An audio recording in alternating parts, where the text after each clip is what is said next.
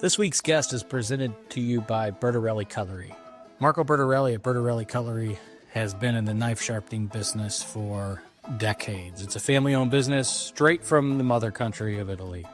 Marco is a dear friend, and they've been a partner with Illinois Recovery Center and offering second chance jobs for folks that are leaving treatment and looking for work.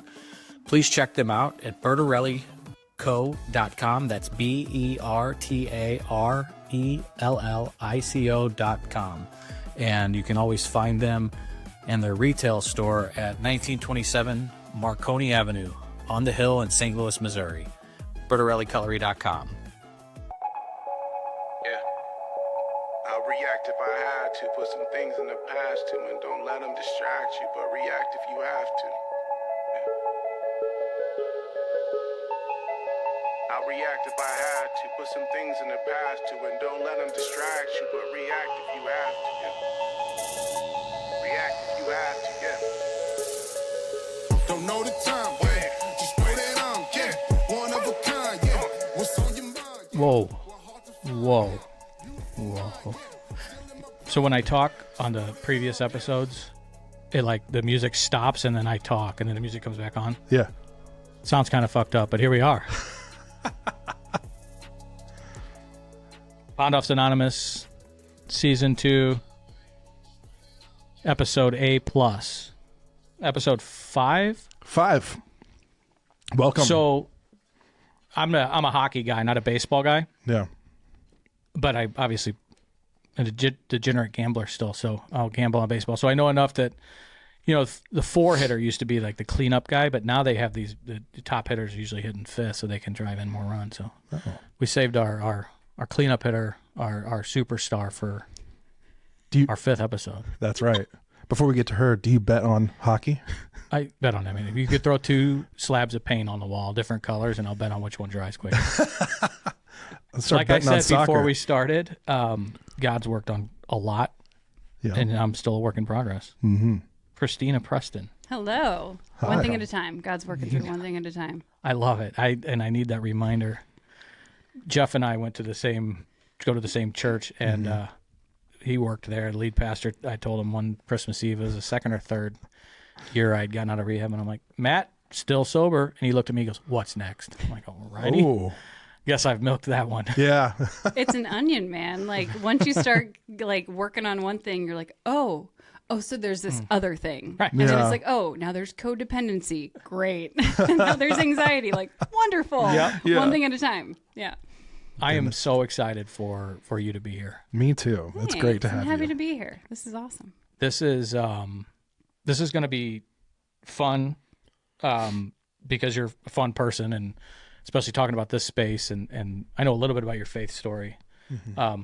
It's going to be hard for you have a real life trauma story, man, and I am still impacted by it. It was. Do you remember when it was that you did your testimony? It was that we came out to? about a year ago, maybe. Yeah. I think I've given it a few times, but I know when I think I gave it the last time, I invited Eric, and then he brought you guys out to come. Yeah, Jacob and I. Too. Where was that? At your church? Yeah. So I'm the ministry leader at Celebrate Recovery at Connect Church and over in Fenton. So Cool. I usually try to give my testimony every 2 years or so to like our home group, and so. I knew that Eric had, started IRC, and I came for an open house and this and that. And I was like, I don't think Eric knows about my story. We grew up together, and I was like, I don't know if he knows everything. So invited you guys out, or him out, and then I'm so glad he met up with you extended the misfits. invite. So I'll take it. Jacob's sitting this one out. His wife is sick with the flu. Girlfriend. Wow. Prophetic. Sorry. Prophetic. Yeah.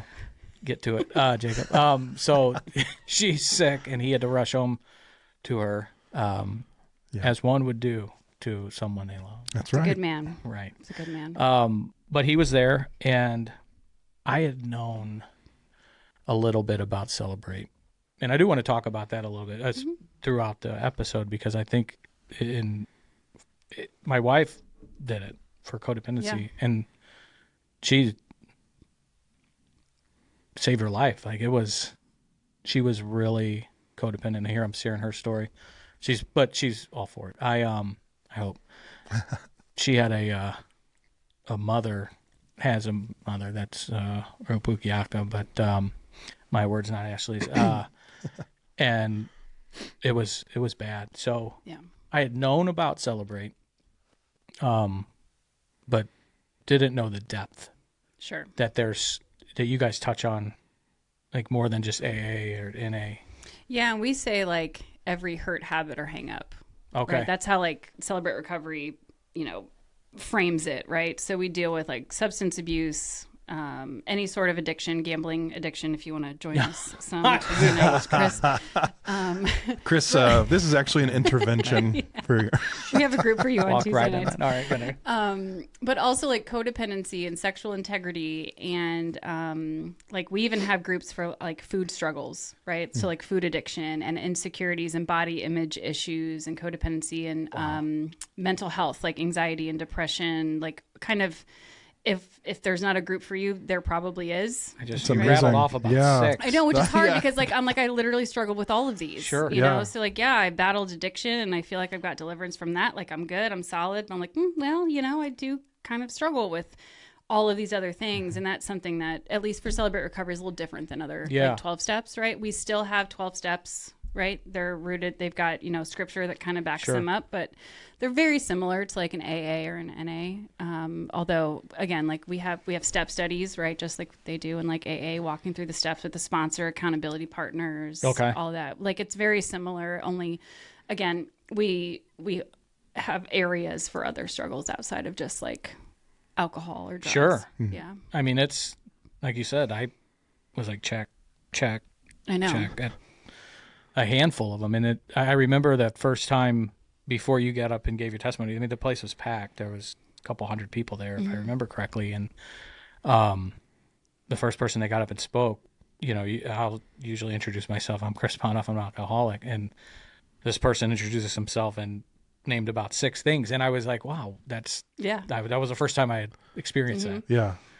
At CR, we usually say like, I'm a grateful believer in Jesus, like, because that was our like identity. Sure. Right. So like, I know, and this isn't to harp on, AA or NA or anything like that, but like, is an addict always an addict, right? And that's kind of a conversation that happens a lot of times in recovery, but we always say, I'm a grateful believer in Jesus, and I've struggled with drug addiction, codependency, anxiety, sexual integrity, all of these things. And I think too, it's to let other people know, especially newcomers, that dude, you're not alone. Right. Yeah. Like if I just say that I was a drug addict and someone's coming in because of like a domestic violence survivor situation or PTSD from X, Y, or Z, like I want this person to know, like, dude, I get it, man. Like I've been there too. It's not just for this one thing.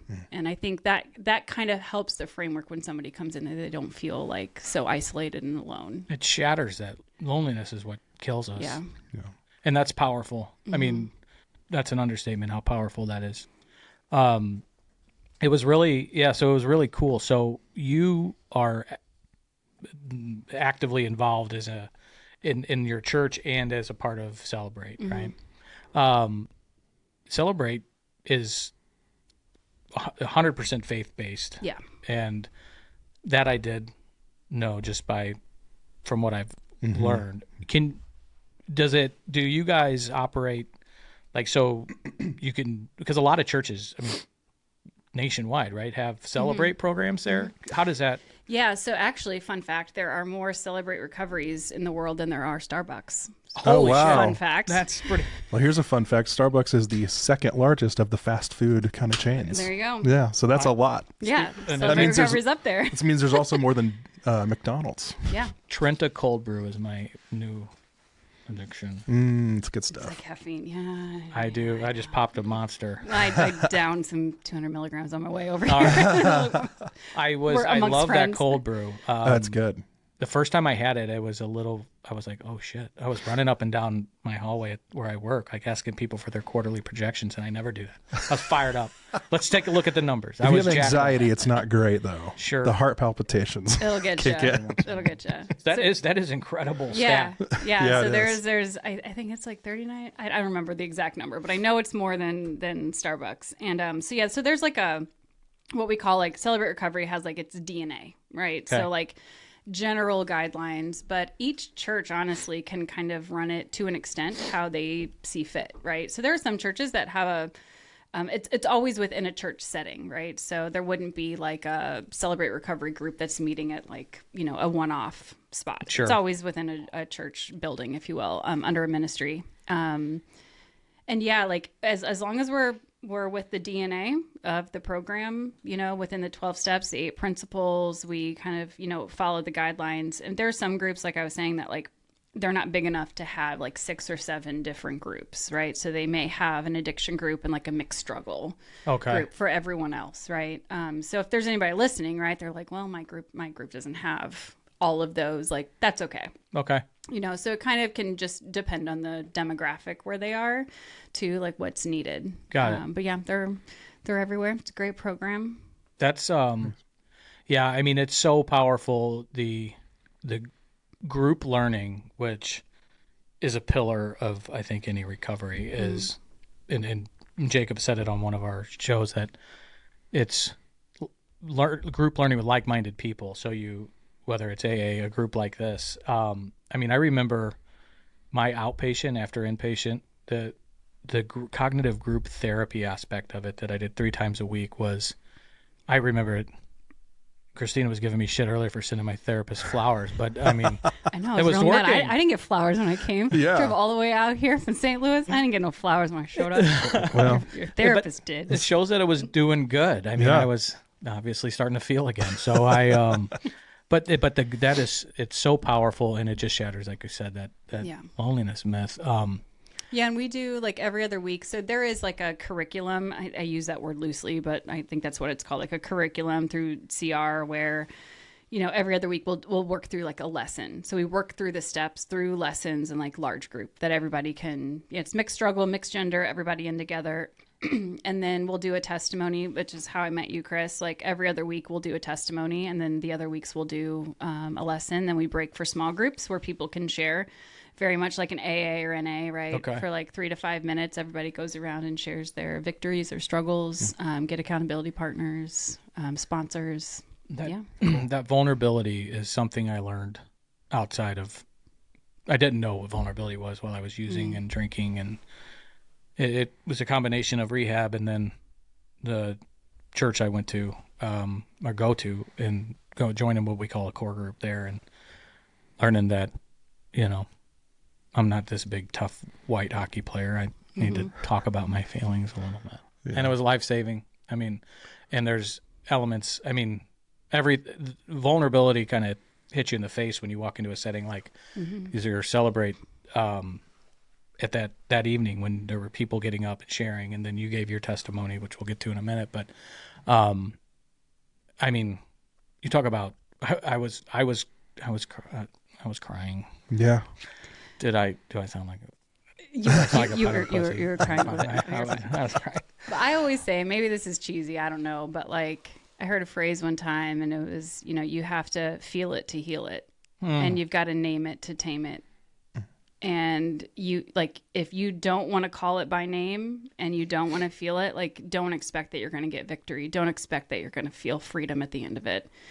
You've got to call it what it is. Because, I mean, I've worked with a lot of people who've struggled with addiction. Like, they don't want to say it out loud. Like, I'm going to say it. I didn't want to tell anybody I was addicted to crack. Sure. That was scary to say out loud for someone. Like, I grew up in this great family, but I had to name it to tame it, and I had to feel the feelings in order to heal it. And that's something that I've learned along the way in my recovery. Because if you just ignore it or brush it under a rug, and I know we say like we're only as sick as our secrets, but I don't even think it's that. Like, we have to admit and be vulnerable, like you just said, right? That's powerful. I love it. Yeah. I may have shared this. I mean, just recently, it was a year ago when my heart and soul dog died. We had to take her. She had cancer in her mouth, and we got home, and it was, I mean, just horrible if you've been through it. And I looked at Ashley, and I'm like, you know, I want to have a cocktail, or I want to have a whiskey, because these feelings fucking hurt. I'm going to feel them. She knew I wasn't going to, but she was like, I'm glad you're saying it. Yeah. Because you're going to think it. And here I, at the time, was approaching 10 years, and it was the hardest feelings that I think I've had, and I thank God, in those 10 years. And I go, I'm going to sit and feel it. And a buddy of mine who's a wise therapist, that probably talk about him on every fucking episode, Jazz, said, these dogs love you. I think they love us like Jesus calls us to love our neighbors and people. Unconditionally. Yeah. Bingo. And like, there's a lot to learn from that. They deserve for us to be a little fucking destroyed for a minute or two after they pass. You know what I mean? So I sat there and I felt it, and I cried and laid on a couch, and me and Ashley watched Hallmark Christmas movies for about 3 days without getting up. But I think that's the name of our episode. I love that. Yeah. It is, and we're self-medicating from so much when we're using. Absolutely, because we don't want to feel it. We want the healing without having to go through the feeling. Right. And I don't know anyone who's ever been able to circumvent that and be successful. That just turns into using something to suppress those feelings. Yeah, every time. That's super wise. I love it. So you mentioned growing up in a nice town. I'm not going to shade on Fairview being from Belleville. My grandma lived behind Bert's Chuck Wagon. Oh, Chuck Wagon. I love the Chuck Wagon. Oh, I've not had their tacos in like forever. We should have Just some catered that. cherry Coke, yeah. You should have. It's my mom's first job in high school, and she got fired for giving her friends free soda. Oh, that's funny. You know what? If you're going to get fired for something. You should being a giver, right? Yeah. Fairview's great because you can drive through the entire downtown. There's no downtown. You can drive through the entire town through parking lots. So you could just avoid the cops that way. That's a good point. I never thought of it that way. They can't pull you over in a parking lot. Well, they're not supposed to. They'll figure it out. Yeah, exactly. Love Fairview. Miss Dandy Inn. Oh, yeah. Yeah. And that's me and Eric used to hang out at Dandy Inn quite a bit. At least there's a Moto Mart there now. Great. Is that what's there now? I haven't been over there in a while. There was a Huck's across the street, right? Yeah. Is That's that still there. And a Moto across the street from there, yeah.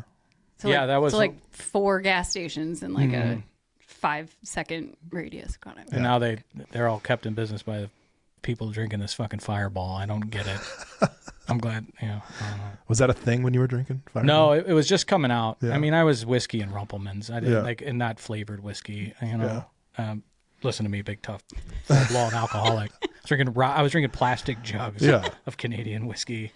So fancy. Yeah, the more that at that point I used to drink Crown, but then I was drinking so much, I'm like, that's way too expensive. So.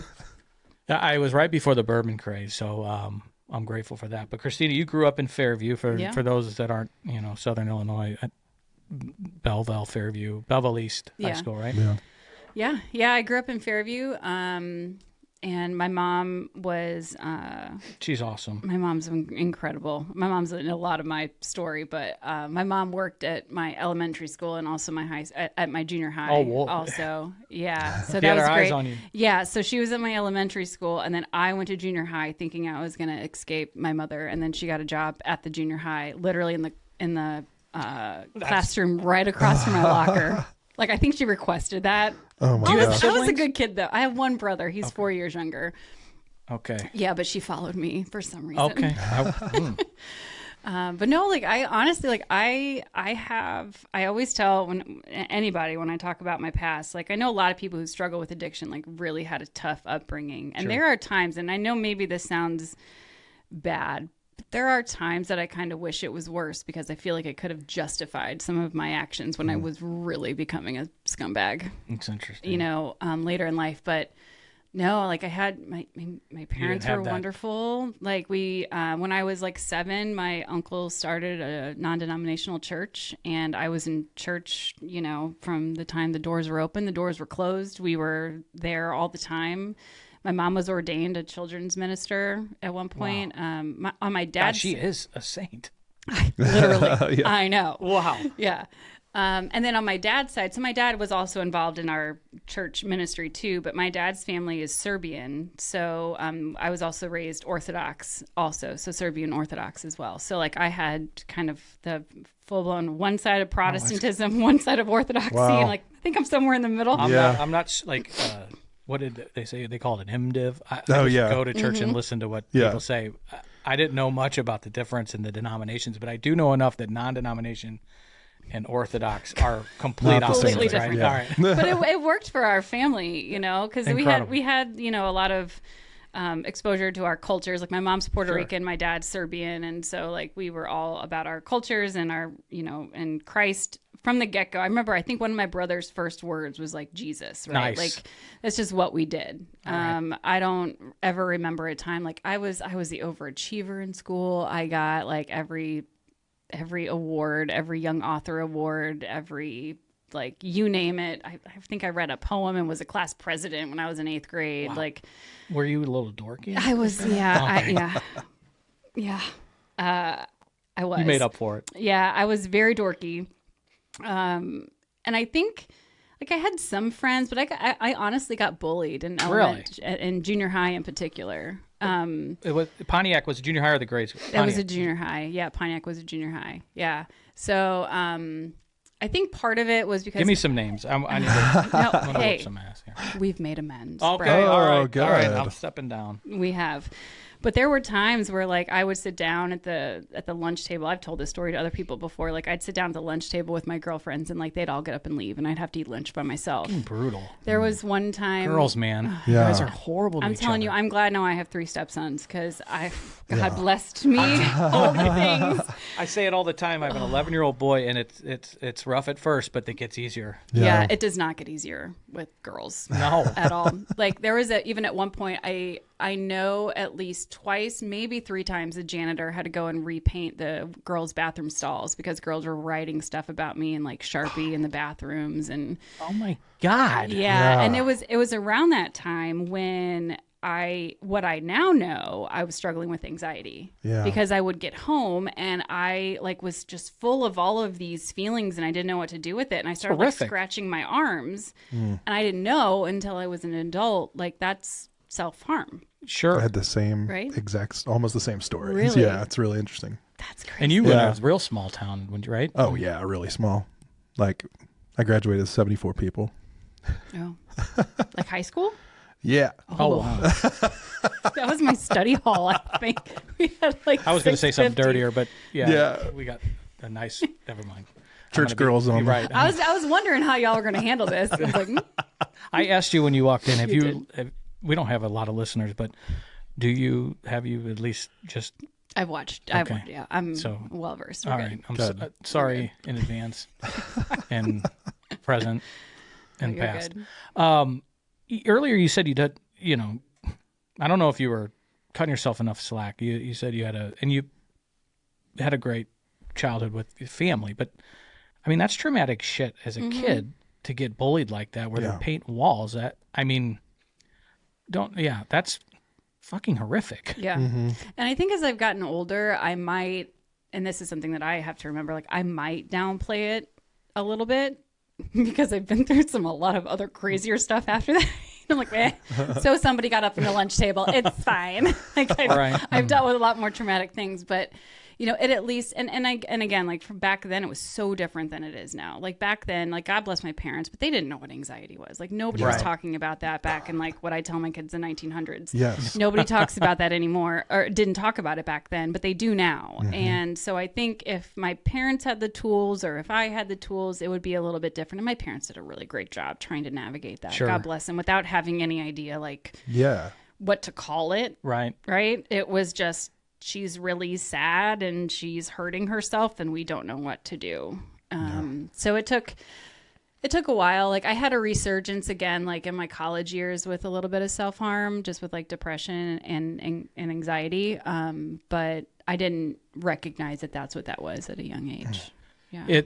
I mean, they've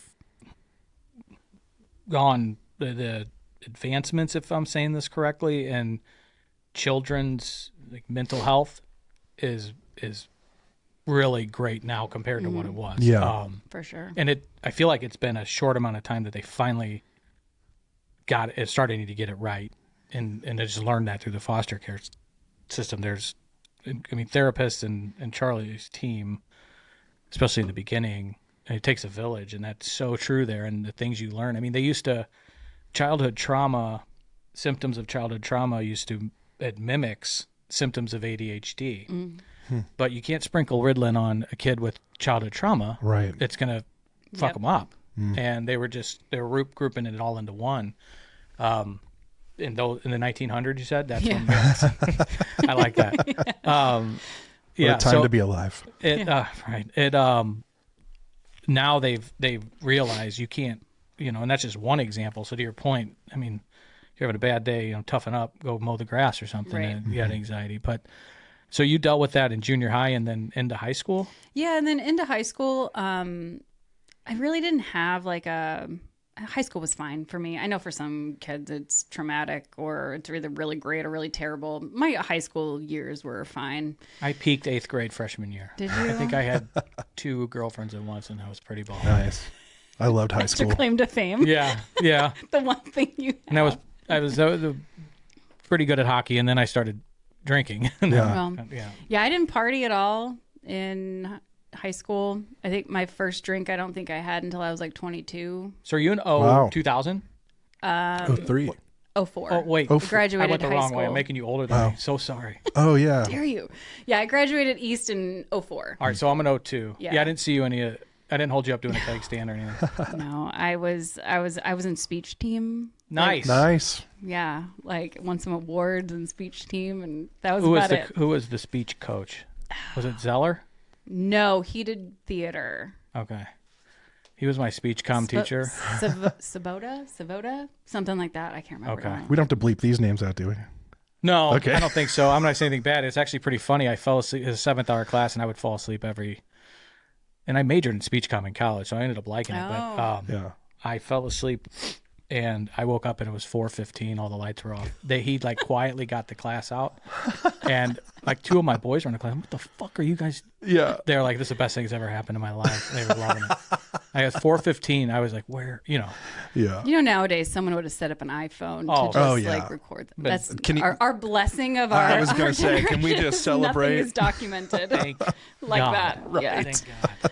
So speach team. Yeah, So that's- we're still. Speaking of nerds, I was in speech team, and no, it was great. And I started dating a guy like around my senior year who lived up near Chicago, and then I was like researching colleges to go to, and Northern Illinois University was my top pick.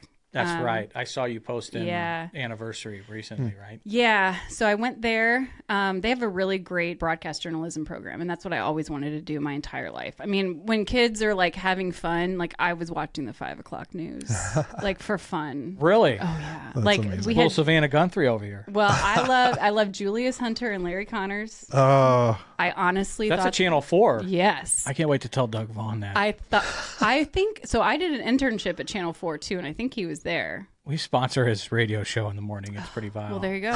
my Well, I don't know. Doug's is? I've not heard it. Yeah, it's a long story. But no, so Channel Yeah, 4. So so you did an internship at Channel 4. This is great. Yeah, I did an internship at Channel 4, and that's what I was going to do my whole life and always wanted to do it, and got a degree, did the whole thing. And then, recently I posted, we just celebrated or was in memory of 16 years now, I think, 17 years since we had the shooting at NIU. Were you there? I was there. That's Yeah, so I was actually, this is something that I don't really talk a whole lot about, just because there's a lot of other things in my story usually to talk about. the school shooting that I was at was no big deal. I guess it doesn't register. I don't, crazy, right? That's, I mean, yeah. Christina, like how bad does it get? you're like smiling and bubbly, and you. God is great. God is good. God is so good. So no, so it was Valentine's Day, and I was working at it was like a high-end Hallmark kind of store off of campus, and it was about like 20 minutes away, and like my mom called the store like frantic, and she was like, "Are you okay?" And I was like, "What are you talking about?" Social media wasn't what it is today, right? The news wasn't what it is today. So I had no idea what happened, and she called me, and I was like, "No, I'm okay." But I was part of our journalism program, our broadcasting like station on campus. And so against my parents pleading, I got in the car and I drove to campus. Just break the story. And my parents were so mad, and I was like, I have somewhere to be. I have something to do. And I wasn't there like right when it happened, but like all of my friends who I'm still close with, we all like text each other Valentine's Day every year. Right. Sure. They were the first ones on scene. They saw people coming out bloodied and had gotten shot. God. And, looking back, like we were freaking kids, man. Yeah. Like we're like 21, 22, 20, 19, like your kids Yeah, seeing your this for kids. the very first time. And I got back to campus, and that night I was up all night shooting footage and going to vigils and interviewing people. The next day, me and my co-anchor Ben, like, we did a broadcast the next day, and it was wild. And honestly, to this day, I don't care about Valentine's Day. And like, I'm married now, and I'm like, nah, I'm good. Like, Yeah, I I don't know. have to do anything. Because I remember, like, we shot this broadcast the day after Valentine's Day. I had a boyfriend at the time, and we went to like something fancy, like Applebee's, right? When you're in Nice. college. Baby back ribs, baby. Super fancy. But I remember sitting there, and everybody was just enjoying their day after Valentine's Day dinner, and I was like, how are these people not devastated? These townies. Yeah. I call them townies, but Yeah, like, we're in DeKalb. There's nothing else to do. We have Corn Fest every year. Like, Right. that's our claim to fame, you know. And I was just so like frustrated. Like, why are these people not as like upset at a vigil, yeah. as They're I just like- am? just But like- I'm like, but also their experience was so different than mine, you know. So even to this day, like, my husband knows, like, when I say I don't want anything for Valentine's Day, like, I'm not like one of those wives. Yeah. I'm like, don't get me anything, but like, please get me something. Like, if no, you just don't, don't. Yeah, don't. Yeah. he gets it. Yeah. But I met him during the testimony. Great guy. Yeah, yeah. Yeah. So he's.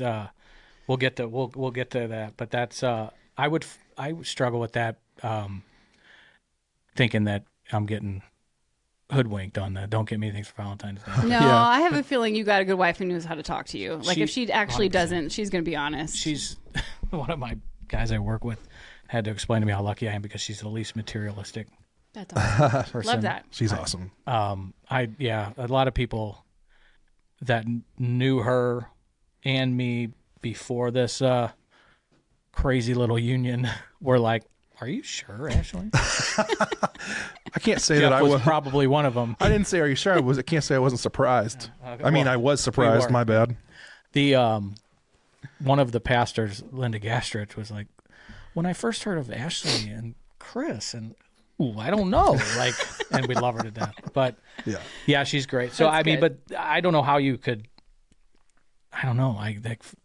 Celebrate Valentine's when that is a life-changing, Yeah, and honestly, like, traumatic event. I've learned over the years that really, like, I always pray for those families. There were 5 that were killed, plus the shooter, right, who committed suicide, and I pray for them every year. And then I get to connect with, you know, some of my people that were there that day. Me and my friend Ben, we text every year on the same day, thinking about each other, and, you know.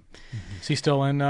Is he reporting the He news? was, and he's now moved to marketing also. Okay. So he was in Wisconsin, and so we've all moved to marketing. I'm into marketing now Nice. too. So Because you guys it's a good segue. make some actual money. The show I was talking about earlier, they all tell everybody to run for the hills if they want to get into journalism. Tell them to get into it. It's I was like, journalism was a lot different. Like, the industry's since 2009, and if anything, I'm glad that I was able to shift my skills and so no go the other passion to way. get back into good, reporting. solid. Did you like Anchorman? I did like All it, right, man. pretty good. Yeah, and I did work for so I did my internship at Channel 4, and then when I graduated college, I was doing freelance work for WGN in Chicago. Oh, nice. Like, we had a program called Chicago's Best on CLTV that was like their local program through WGN, and so I was a producer on that show for a while, and so I've done it. Okay. And I'm like, you know what, I'm good. So you had said you had the boyfriend in DeKalb. Was this the guy that you looked at Chicago universities for? Because in high school? Okay. No, different one. You never know. There's been a Sometimes- few boyfriends. Okay.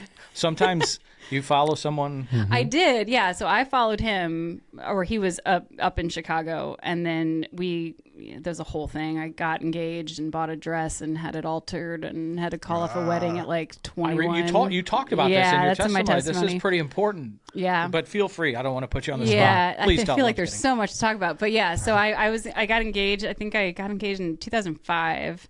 Gosh, Did you say 21? That's so young. Yeah. Yeah. Yeah. We were together, I think, total of like 4 years or so.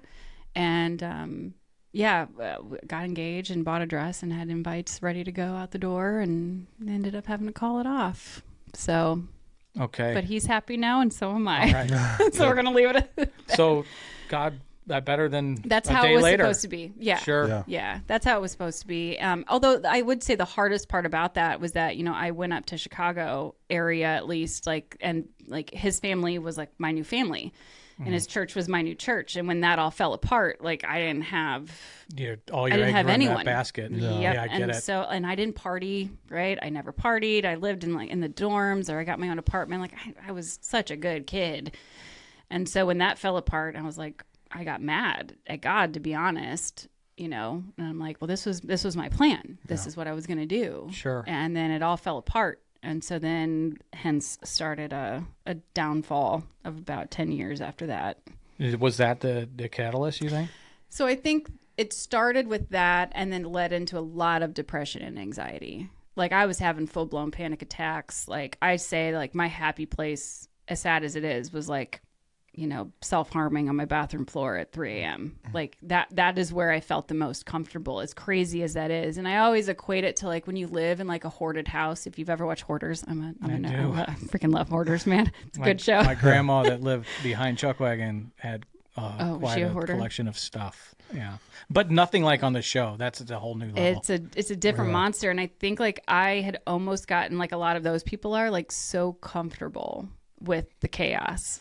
And so comfortable with this like horde of thoughts and things in my brain that I didn't even know where to start cleaning up. And that sounds so daunting. Yeah. Yeah. And like, again, I didn't have a church family. I didn't have a whole lot of friends. Like, my family was all still back in St. Louis. So I really didn't know like how to handle that.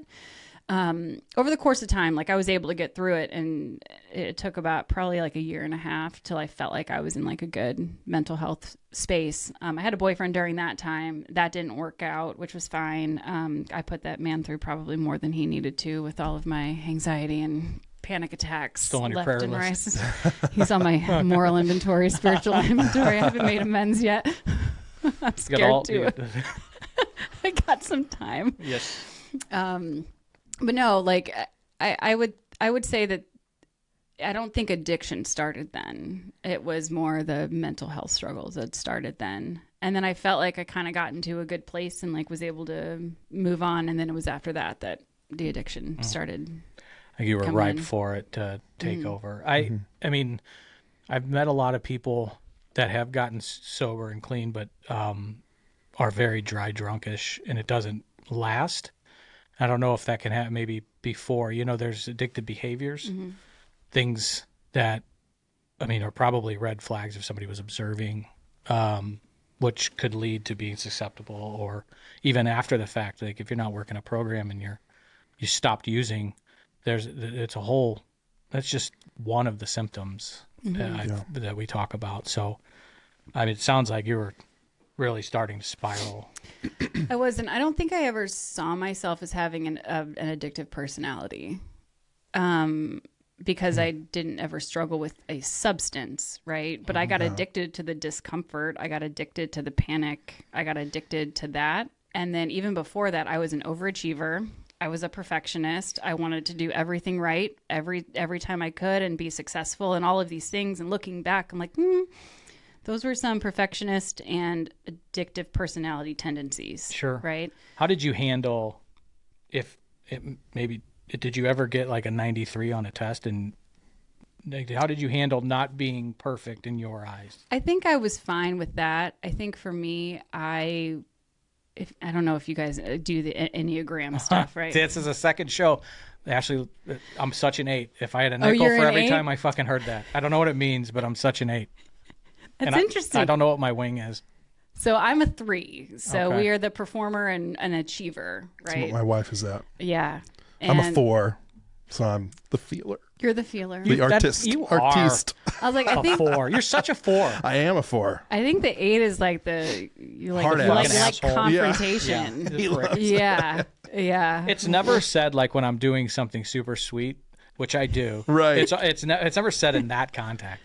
Oh no. It's always you're such an 8 when I'm being an asshole. Yeah. Yeah. So I was always a 3 where it's like I have to perform. I'm going to be better than everybody else. And I would say I wasn't really like hard on myself. But I always approached everything with a fear of failure. Like if I was going to do something, there was no option but to do it well. With test scores and this and that, I barely passed Math 101 in college. Like math, I could fail that a million times and be totally fine with it because I hated it. But like every article I wrote, every paper Sure. I wrote, like that was all. I was going to give it my all. And so, which You kind rushed of, to a fucking school shooting. yeah, Right. Yeah. exactly. That's just what I do. I have to show up. I have to that's like- overperform. But then that actually is a pretty good segue because at this point I had gotten over a lot of my anxiety and depression and panic attacks, and I started seeing a therapist and was taking medication. Like I kind of tried all the things, and then I started going to the gym and quickly got into the fitness industry, which was kind of the start of the next part of my life. Because again, I want to overperform. I'm going to do the best I can. I'm going to do well. I'm going to do, all the things. And I got a sponsorship within, right after my first show with a major supplement company. And I had, my suits were, my competition suits were sponsored. My spray tan was sponsored. My shoes were sponsored. Wow. I got You're not just going and doing for. some cardio at No. Club Fitness. No, I did like 1 or 2 shows and immediately there was actually a guy, he's such a great guy. We would go salsa dancing together. We were just like dancing partners and we would go and salsa dance, and he worked in the R&D department of this really big supplement company. And he was like, "Hey, I sent your pictures over to our brand, athlete manager or whatever." And they brought me in for a photo shoot and I got sponsored. And so eventually then at that point, my job was to go to the gym and compete, which sounds great. Yeah. Until now, when I'm like very retired, and I'm like, not very good. what do you mean? Like I pay $45 a month, and I still don't go to the gym. Like I've not walked in the door. You're their favorite customer. Yeah, Oh exactly. they love me. I brought up Chaz earlier, and he used to do competitive strongman, and he told, I'm putting words in his mouth a little bit, but he has told me that there's not a dirtier industry than some of those like competitive fitness with unregulated steroids or whatever drugs people are using. So Oh yeah, it's scary, and I'm not trying to assume here, but oh no, Yeah. you don't have to assume. It is. It is. There is a lot of good people in the industry, but at the same time, it is very political. It's all subjective. You're looking at someone's body, right? Nobody's scoring points. Nobody's hitting baskets. Nobody's scoring Right. goals, right? Like it's all subjective. So I could show up to one show, or somebody can show up to one show and look their absolute best and get 5th. And the next show they get 2nd. And then the next show they get 15th. And they could look identical because judges want different things for different reasons, right? very pure, like wholesome reasons, I'm sure. Very wholesome reasons. Yeah. Yeah. We won't go that far. But it is true too when it comes to like anabolic steroids. Like it's not like there are natural federations that people can compete in where they do drug test you. But like, I'm going to be honest, let's be real. Like if you're going to go see a bodybuilding show, you're going to see the biggest, baddest men on the planet. You're not going because they're natural. You're going because they're using about a boatload of stuff. And it even started to trickle into when I started, we had like women's bodybuilding and women's figure, which was a little watered down from women's bodybuilding, and then bikini, which is what I started in, which was more just like fitness model-esque. And it started out just fine, but over time, I mean, all of us bikini girls were using anabolic steroids too. And so was I.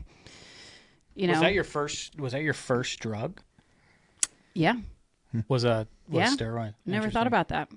Yeah. Well, because you self-described as not a partier, not doing drugs, in high school, college. Yeah, that was the first. And I don't think I looked at it like that. That's really interesting. I don't think I ever thought of it as like using a drug, but also because my doctor prescribed it. Right. Right. And let's be real, my doctor also prescribed everything else that I was getting ready to take to ruin my life too, right? But I didn't look at it like that at the time. And I had gotten married at the time to a professional bodybuilder, so that was just part of our life. It's just what we did. What did your non-denominational children's minister, mom, principal, and Orthodox Serbian father think of this? And my dad looks like John Gotti's nephew, so it just I love him already. it's great. It was a challenge for them. Sure. What murder? I wasn't there. To say the least. Wasn't there. I know your testimony is incredible, so I just imagine that not going over well. Yeah. No, but I will say this. I was always very open with my family. I also didn't do anything that I didn't share with my parents first. So if I did, like, I never did anything, like, when we talk about, like, nudity or anything, I never did anything like that. But, like, in a bikini on stage, like, that is hard for God bless, my dad doesn't want to see that. But I was in, like, magazines and on billboards. I think I'm still on a billboard in, like, Korea or Japan or somewhere or India. Like, You get royalties from that? No. Oh, man, I know. So close. So I did all of these things, but anytime I would do like a photo shoot or something, I would send my parents the pictures first before they got published. Whether or not my dad was really thrilled about it, I at least wanted him to see it before like his coworkers brought over like a Muscle Mag magazine or a Flex magazine. It was like, oh, is this your daughter? Because my maiden name is very unique, so there's only a handful of us. So I at least always made sure to do that out of respect, I guess. I mean, it's incredibly well intentioned, right? But I mean, and mature. Did other girls that you were competing with do that? I don't think so. Yeah, it seems kind of rare. And I think because I always had this struggle like between my moral compass. But also I was having a lot of fun. I was traveling the world. I was going to like Australia, New Zealand, and Brazil, and India. And I was going to all of these places. And I'm like, well, this pays more than my broadcasting degree is paying. Sure. So thanks, Mom and Dad, for paying for college. But like, this is what I'm going to do instead, you know? Yeah. So I think I was trying to like convince them and myself probably more that like this was worth it. Can you swear in Serbian? I won't, but I can. So I'm just hearing some profanities in a Eastern European language. Yeah. At God bless my dad. You went to Northern. I paid for Northern Illinois, but you're in New Zealand. Nothing.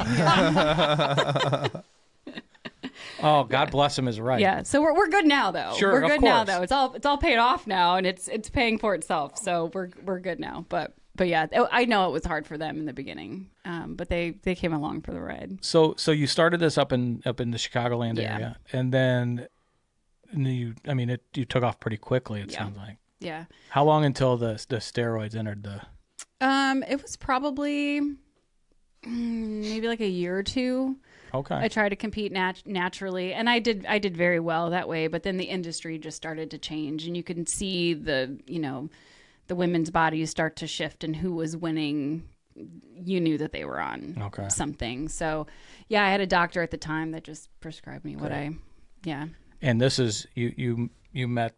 This is now my your ex-husband mm-hmm. in the field or the sport, mm-hmm. if you will. Yeah, we were at an expo, the Arnold Sports Expo. It's really big in Columbus, and we had a mutual friend, and that's how we met. Yeah, and he was from Chicago, and I was there too, and yeah, so that's how we met.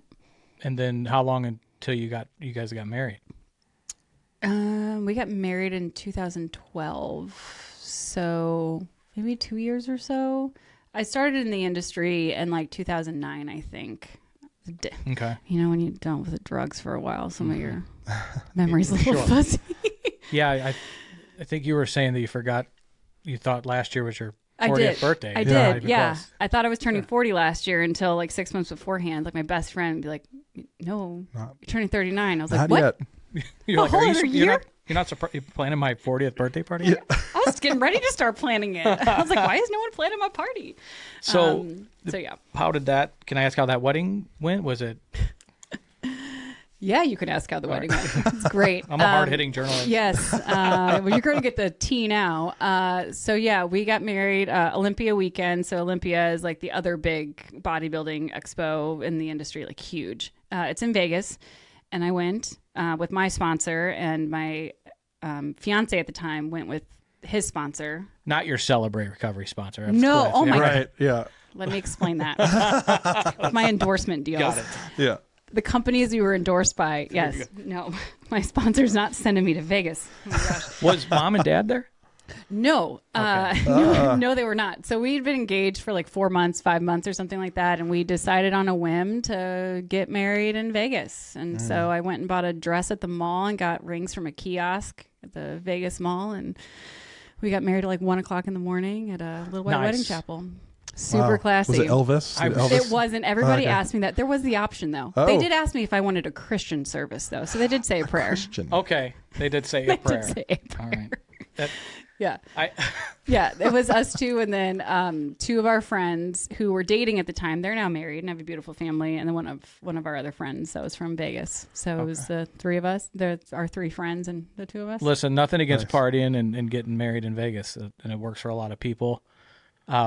Just going through your story of growing up in a church and two different church backgrounds, it's just a little countercultural for, hey, mom and dad, very much. I'm married at Elvis's chapel. I did call my parents. Fremont. Going back to like letting my parents know something I never put two and two together. Gosh dang, this podcast. Lots of unraveling of my feelings here. But yeah, even before we went to the chapel, like I called my mom that afternoon and I was like, are you guys going to be upset if I do this? And like, what are they going to say? Like, they're just trying to love me. And like, I was using just recreationally, I thought at that time. But I wasn't like in full blown addiction. So they just were like, well, like this makes sense. You're happy. He's happy. Like, sure. We love you guys. We'll have a party when you come back. You know, I picture your mom with like a Bible and just like pages. I'm sure she had a feeling to share with me. Yeah. But it was when you fine. say you were recreational using, still on steroids, or have we segmented? Oh no, that was through like 2016. So we got married in 2012, and I was using steroids. I mean, that was your drug. That was what it was. But then around like, I think 2012, the years again are kind of fuzzy, but around that same time, like it was pills and it was cocaine just for fun. Was it all to like eating related for speed? I mean, I know people in those competitive where they can't gain a half a pound or they don't make weight. And I don't know if that goes on in that. I'm assuming there's some body image, food insecurity stuff going on in bikini contests. Yeah. So I would say for me, I always had a very fast metabolism. So for me, it was just gaining muscle was my struggle. Like it was really hard for me to put on weight for a long time. And I look back now, I'm like, if only, like, oh, so the speed. God bless you. I've never struggled putting gaining weight. Nope. You ever had that struggle? Never I don't have. struggle anymore with that. I'm like, man, I really had it together back then. If I would have just kept it together. Played hockey 8 days a week. As soon as I stopped skating, it went longitudinal. I think it's a word that Kevin Bunn used. That's right. Yeah. So for me, it was really just trying to gain muscle and like get lean. It wasn't so much to like curb an appetite. There's a lot of girls who do struggle with that and they ruin their metabolism because of it. I didn't struggle with that, thankfully. But the speed drugs were for recreation. Oh, that fun. was just for fun. Okay. Yeah. I used to always said that. I mean, I loved Coke, but it was so I could drink more alcohol. Alcohol was my, when I never woke up in the morning and wanted to do blow. I wanted to drink. Yeah. And then when I did cocaine, it focuses you up. It fucking zooms you up and you can think you can drive better, which is, you shouldn't be driving anyway, but it does increase your focus. And but so were you drinking at all? I was, but that's never really been like a struggle. I think it was interesting though. Like even when I was using cocaine, like I didn't enjoy it, but I just kept doing it. Yeah. You know, and I don't think I put two and two together. That like, I hate this. Like this doesn't make me feel good. But then when you pair it with opiates and you're coming down so far and then you're going up so far and then you're coming down, like that was my cycle. Okay. It wasn't because I actually enjoyed it. Also because it was just available. Just everybody had it. Yeah. And where were you living? I was living outside of Chicago at the time. Yeah. Just traveling a lot Yeah. How did you travel with drugs? Very carefully. Sure. I don't want to give Okay. I don't want to put ideas out, but very carefully. All right. You figure. That's enough said. Yeah. We can use our figure it out. imagination. But Yeah. I'm assuming at first you can get it to where you're going. You can, but when it becomes in the driver's seat, you don't leave. You don't care if you're flying or taking a submarine. You don't leave without it. No, and like even after, so at some point, right, just like with any addiction, it got so bad that like we lost all of our endorsements like overnight, and I think it was a God thing too, honestly. But you lose all of your endorsements, and you're not working a normal 9-to-5 job, so now there's no money.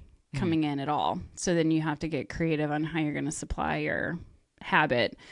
And that's when I think, at least for me, the downhill spiral really started. Like I was able to like get by, and I don't think it was like full blown addiction yet. I'll say yes, it was full blown addiction, but it wasn't full blown physical dependency yet. Where I could just, if I didn't have it, I didn't have it. It was fine. But eventually, I'd say like 2013, 2014, it was 100% dependent on it. Where you would start getting sick and have physical. Yeah. Yeah. And then like, my doctor that was prescribing all of these anabolic steroids was then giving me, I remember vividly one time, this is what started it all, was, I don't know, I was complaining about some back pain or menstrual pain or something like that. And he like went into his office and pulled out a bottle that had the label ripped off. Beautiful. And they were 10 milligram oxys. And he just handed it to me. Whoa. Well, I was done. Where's this fucking guy? He's still in practice, believe it or not. Beautiful. Wow. Yeah. Yeah. So that was the start, right? Because then you have that and then everything from there. So you said you lost endorsements and it was it reckless? You got caught using drugs, or did you get? No, it just kind of happened. Impacted your performance, or was it not related? I don't think it was really, well, I think on paper it wasn't related, but I have a feeling the managers at those places probably saw my decline, What about your husband? Yeah, so same thing for him too. I think it was kind of the same thing. We just weren't doing as well in the industry anymore, and they just And was dropped he us. same? Yeah. And you guys are in Chicago now. You don't have any income. Yep. And no job. Right. So did you go find a job? What'd you do?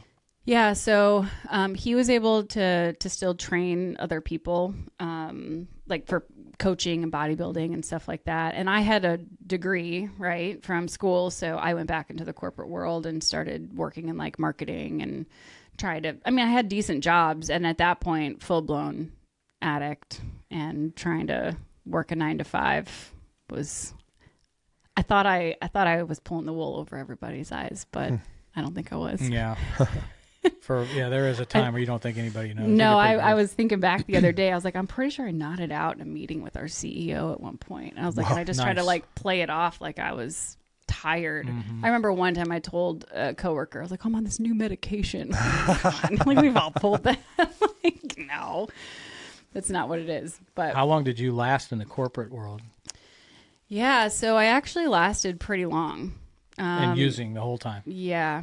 Yeah. And what eventually ended up happening was, the using got like so bad. And I think this happens to a lot of people who struggle with like opiate use. It got so bad that there was one day, this was kind of the turning point, if you will, in my story, where the using it got so bad that like then like, I couldn't get what I was used to getting.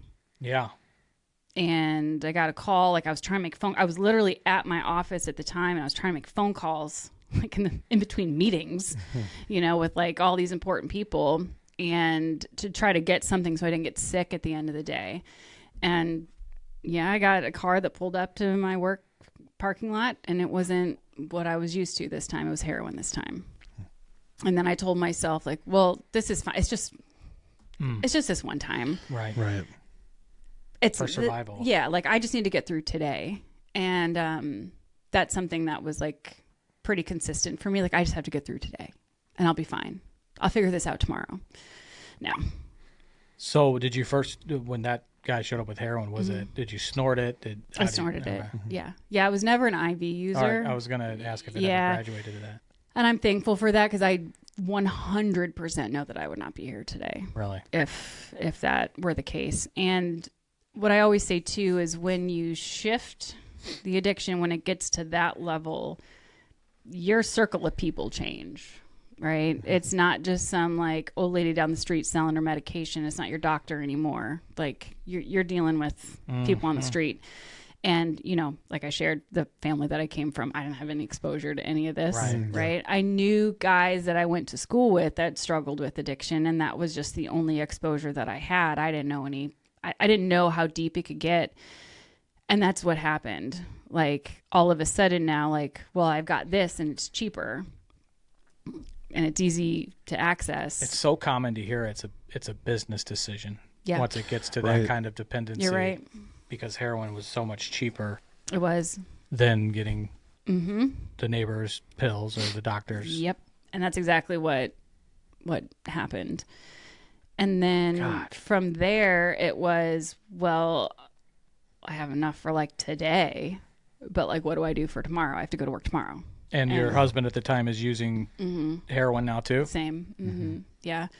So at this point, now we're exposed to this whole different demographic of people, and we're not, going down the street. It's like we're going into some shady Chicagoland areas. Sure.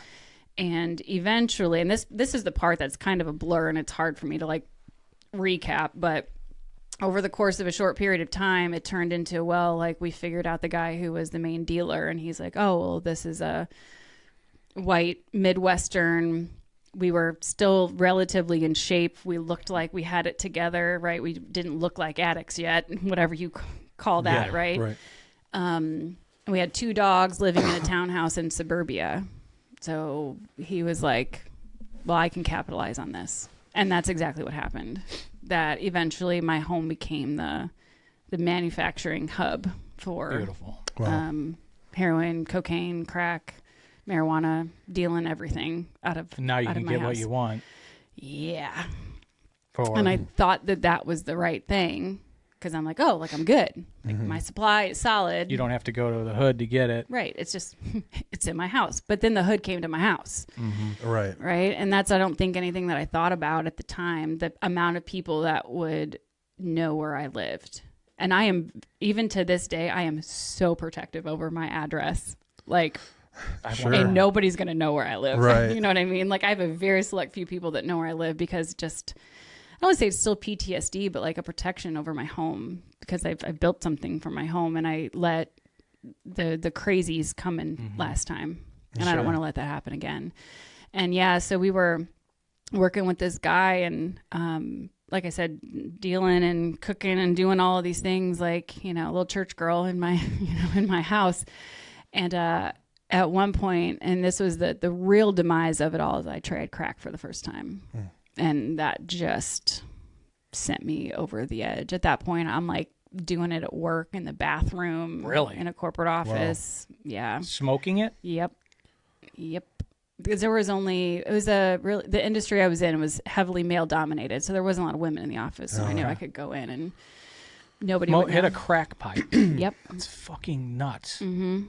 Yep. I would do that. I remember a couple times I even had an office and I would like shut my office door and I would do it in my office hoping nobody would see. I mean, the level of desperation to get the fix is not of right mind. And No. people don't understand where, it just...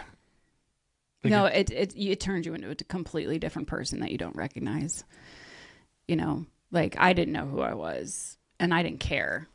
And it was and honestly at that time too, I don't know if there's a lot of thought process that goes into it, right? You're just like, well, I want to use this. I want to feel the next feeling. With crack, like the feeling's gone in like 5 seconds. Like it's not like it's a long-term thing to get you through the next few hours. Like it's there and it's gone immediately, which means like, I go do that in the bathroom for 5 minutes, come back, send a few emails, and I want to go back out again.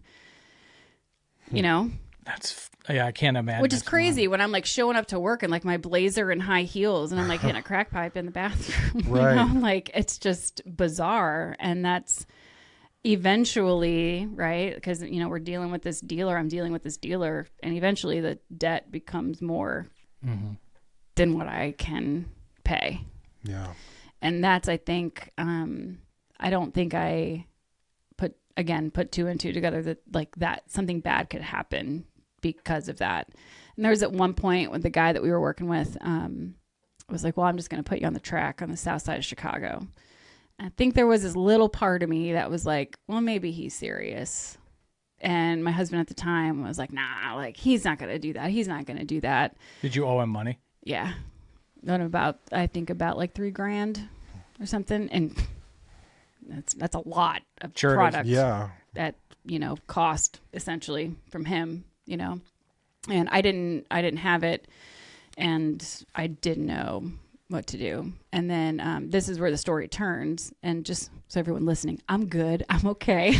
Like I'm wanting to fucking give you a hug. That's why I wanted to do it. Accelerate recovery. Yeah. But I'm good. God is good. And I'm here to tell the story, which means there is a happy ending at the end of everything. So I like to just preface it with that. But there was one day when this was at the end of 2016 when, I got a knock on my door because we owed money. I owed money. And I've also learned in my recovery, like when I first totally changed my life around, I blamed a lot on my ex-husband. I'm going to be honest. And I have learned through my recovery that I have ownership in my part of this. I can't just blame it on him. There are things that I know that he wishes he would have done differently. But that's why I try to make it a point. If I kind of go back and forth with my words, I try to make it a point to say like me, my, mine, etc. Because like this, he has his part of the story and he takes responsibility for his part. And so do I for mine. So when I say like I owed a debt, I did. And it was our debt, but it was also mine. I made conscious choices, right, to do what I was doing. And so, yeah, the debt got pretty high. And we got a knock on the door, and this guy walked in that I had never seen a day in my life. Also, the dealer we were dealing with, like, I don't know why we did, but we gave him like a key to my house. Like, there was no safety there at all. And so this other guy walks in and he tells me to pack a bag. And I packed a bag and got in his car.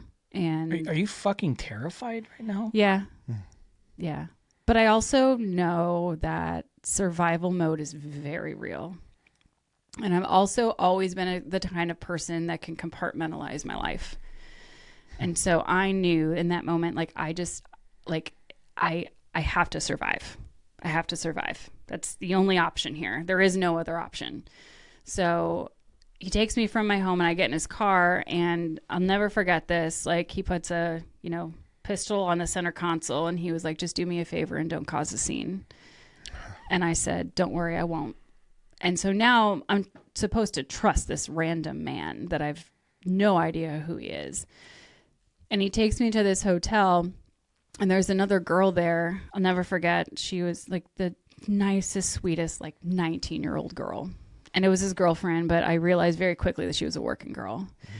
And so after like a couple of days, there were a lot of phone calls that were being made. Also at this time, like, my parents didn't know where I was. My husband at the time didn't know where I was. So he didn't know where you were going? No, they took my phones. They took my debit cards. They took my laptops. They took my IDs. Nobody knew where I was at all. Jeez. So this is what trafficking looks like. Yes. Yep. And why it happens right in front of people. And people don't understand that, right? They think that it's, you're grabbing a girl off the street, going to her car. That's not at all. It can look like that for some people, but it looks like this, right? They think it's an immigrant that they were trying to save and bring in over to the country, and then next thing you know, they're enslaved. Like that. There's so many misconceptions of this shit. I mean, this stuff happens like in St. Louis County and Jefferson County and St. Clair County. Like, this stuff happens down the street to good families, and people don't understand that. And part of what I think people don't understand too is that there probably were chances in those first few couple of days when I learned, right, I was basically kidnapped from my home. Where no, basically, yeah, you were. That's what it was. No, that's fair. That's fucked fair. Up. I'm. Well, and so just so you know, I have a cut list. It's a list of names if this Christian thing doesn't work out. And it usually decreases as I get a little bit more holy, but I'm wanting to make it bigger. Yeah. I just like as you were saying words, like I was feeling knives in my stomach for you. Yeah. And the absolute like fear. Mm-hmm. And then to have your phone and you got in survival mode and went. Yeah, because I felt like I didn't have a choice. I was like, if I have any chance of getting out of this, I'm going to have to just power through. And this is the other thing with trafficking that people don't think about. Like, my addiction was taken care of while I was there. I didn't have to hustle for it. Well, He just took care of it. they keep you on it. Yep. They can keep you longer. Yep. And so it was that fear, like, okay, well, I could, like, again, there were probably a couple times early on where I could have just ran, but then then I was going to be dope sick. God. So then, so then what do you do? Now, granted, all of this to say, I know that if I would have called my mom and dad, they'd have came and scooped me up. But I was so embarrassed about the life that I had created for myself. Like, I didn't want them to know how bad it was. So I was like, I can't call them. Like, that pride, oh, that'll get you. Yeah. That pride that swelled up so high where it's hard to ask for help. I did not want to. I didn't like the lifestyle. Clearly, this is what it got me to. But the idea of having to come clean to my parents was so hard. And knowing that, like, my parents would have loved me anyway. Like, they would do anything for me, but I didn't want to disappoint them. God, as a dad, you have a 4-year-old. Yeah. You have 3 sons. Mm-hmm. Like, it's like a parent's worst fear is for your kid to feel that way. Yeah. Mm-hmm. Yep. And having met your parents and know their story, and Eric shared a lot about them. I mean, they would have, they would have done anything. Yeah. Like, is there an element of shame that we're covering up when we're? I think it's shame and guilt. Afraid to ask for help, and that's where pride is. I guess the opposite of that's keeping you from it. Yeah, so I think because of the shame and guilt, I masked it as pride. Right. Yeah, that I felt so disgusted with myself.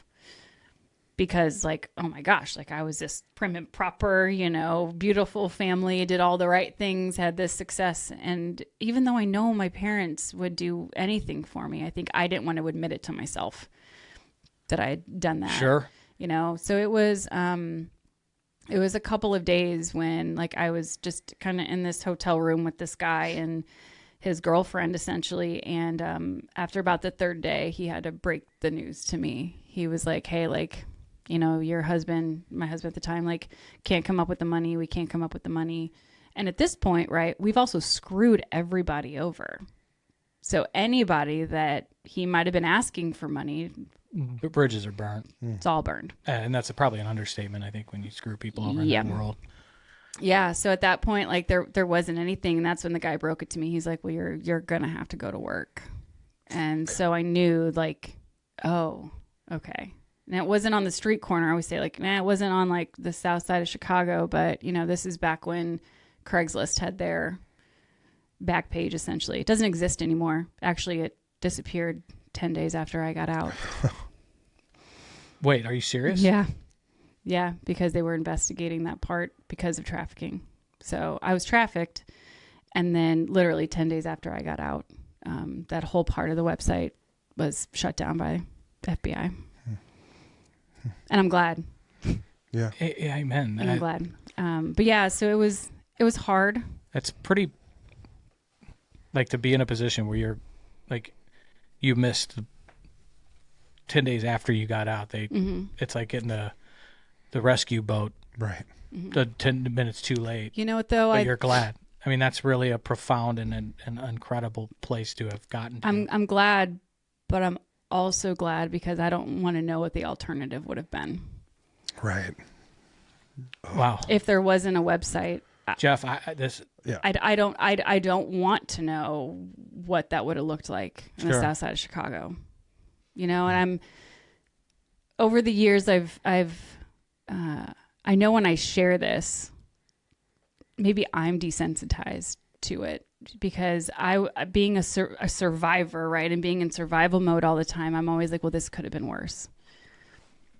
Yeah. You know what I mean? You do have a level. You do.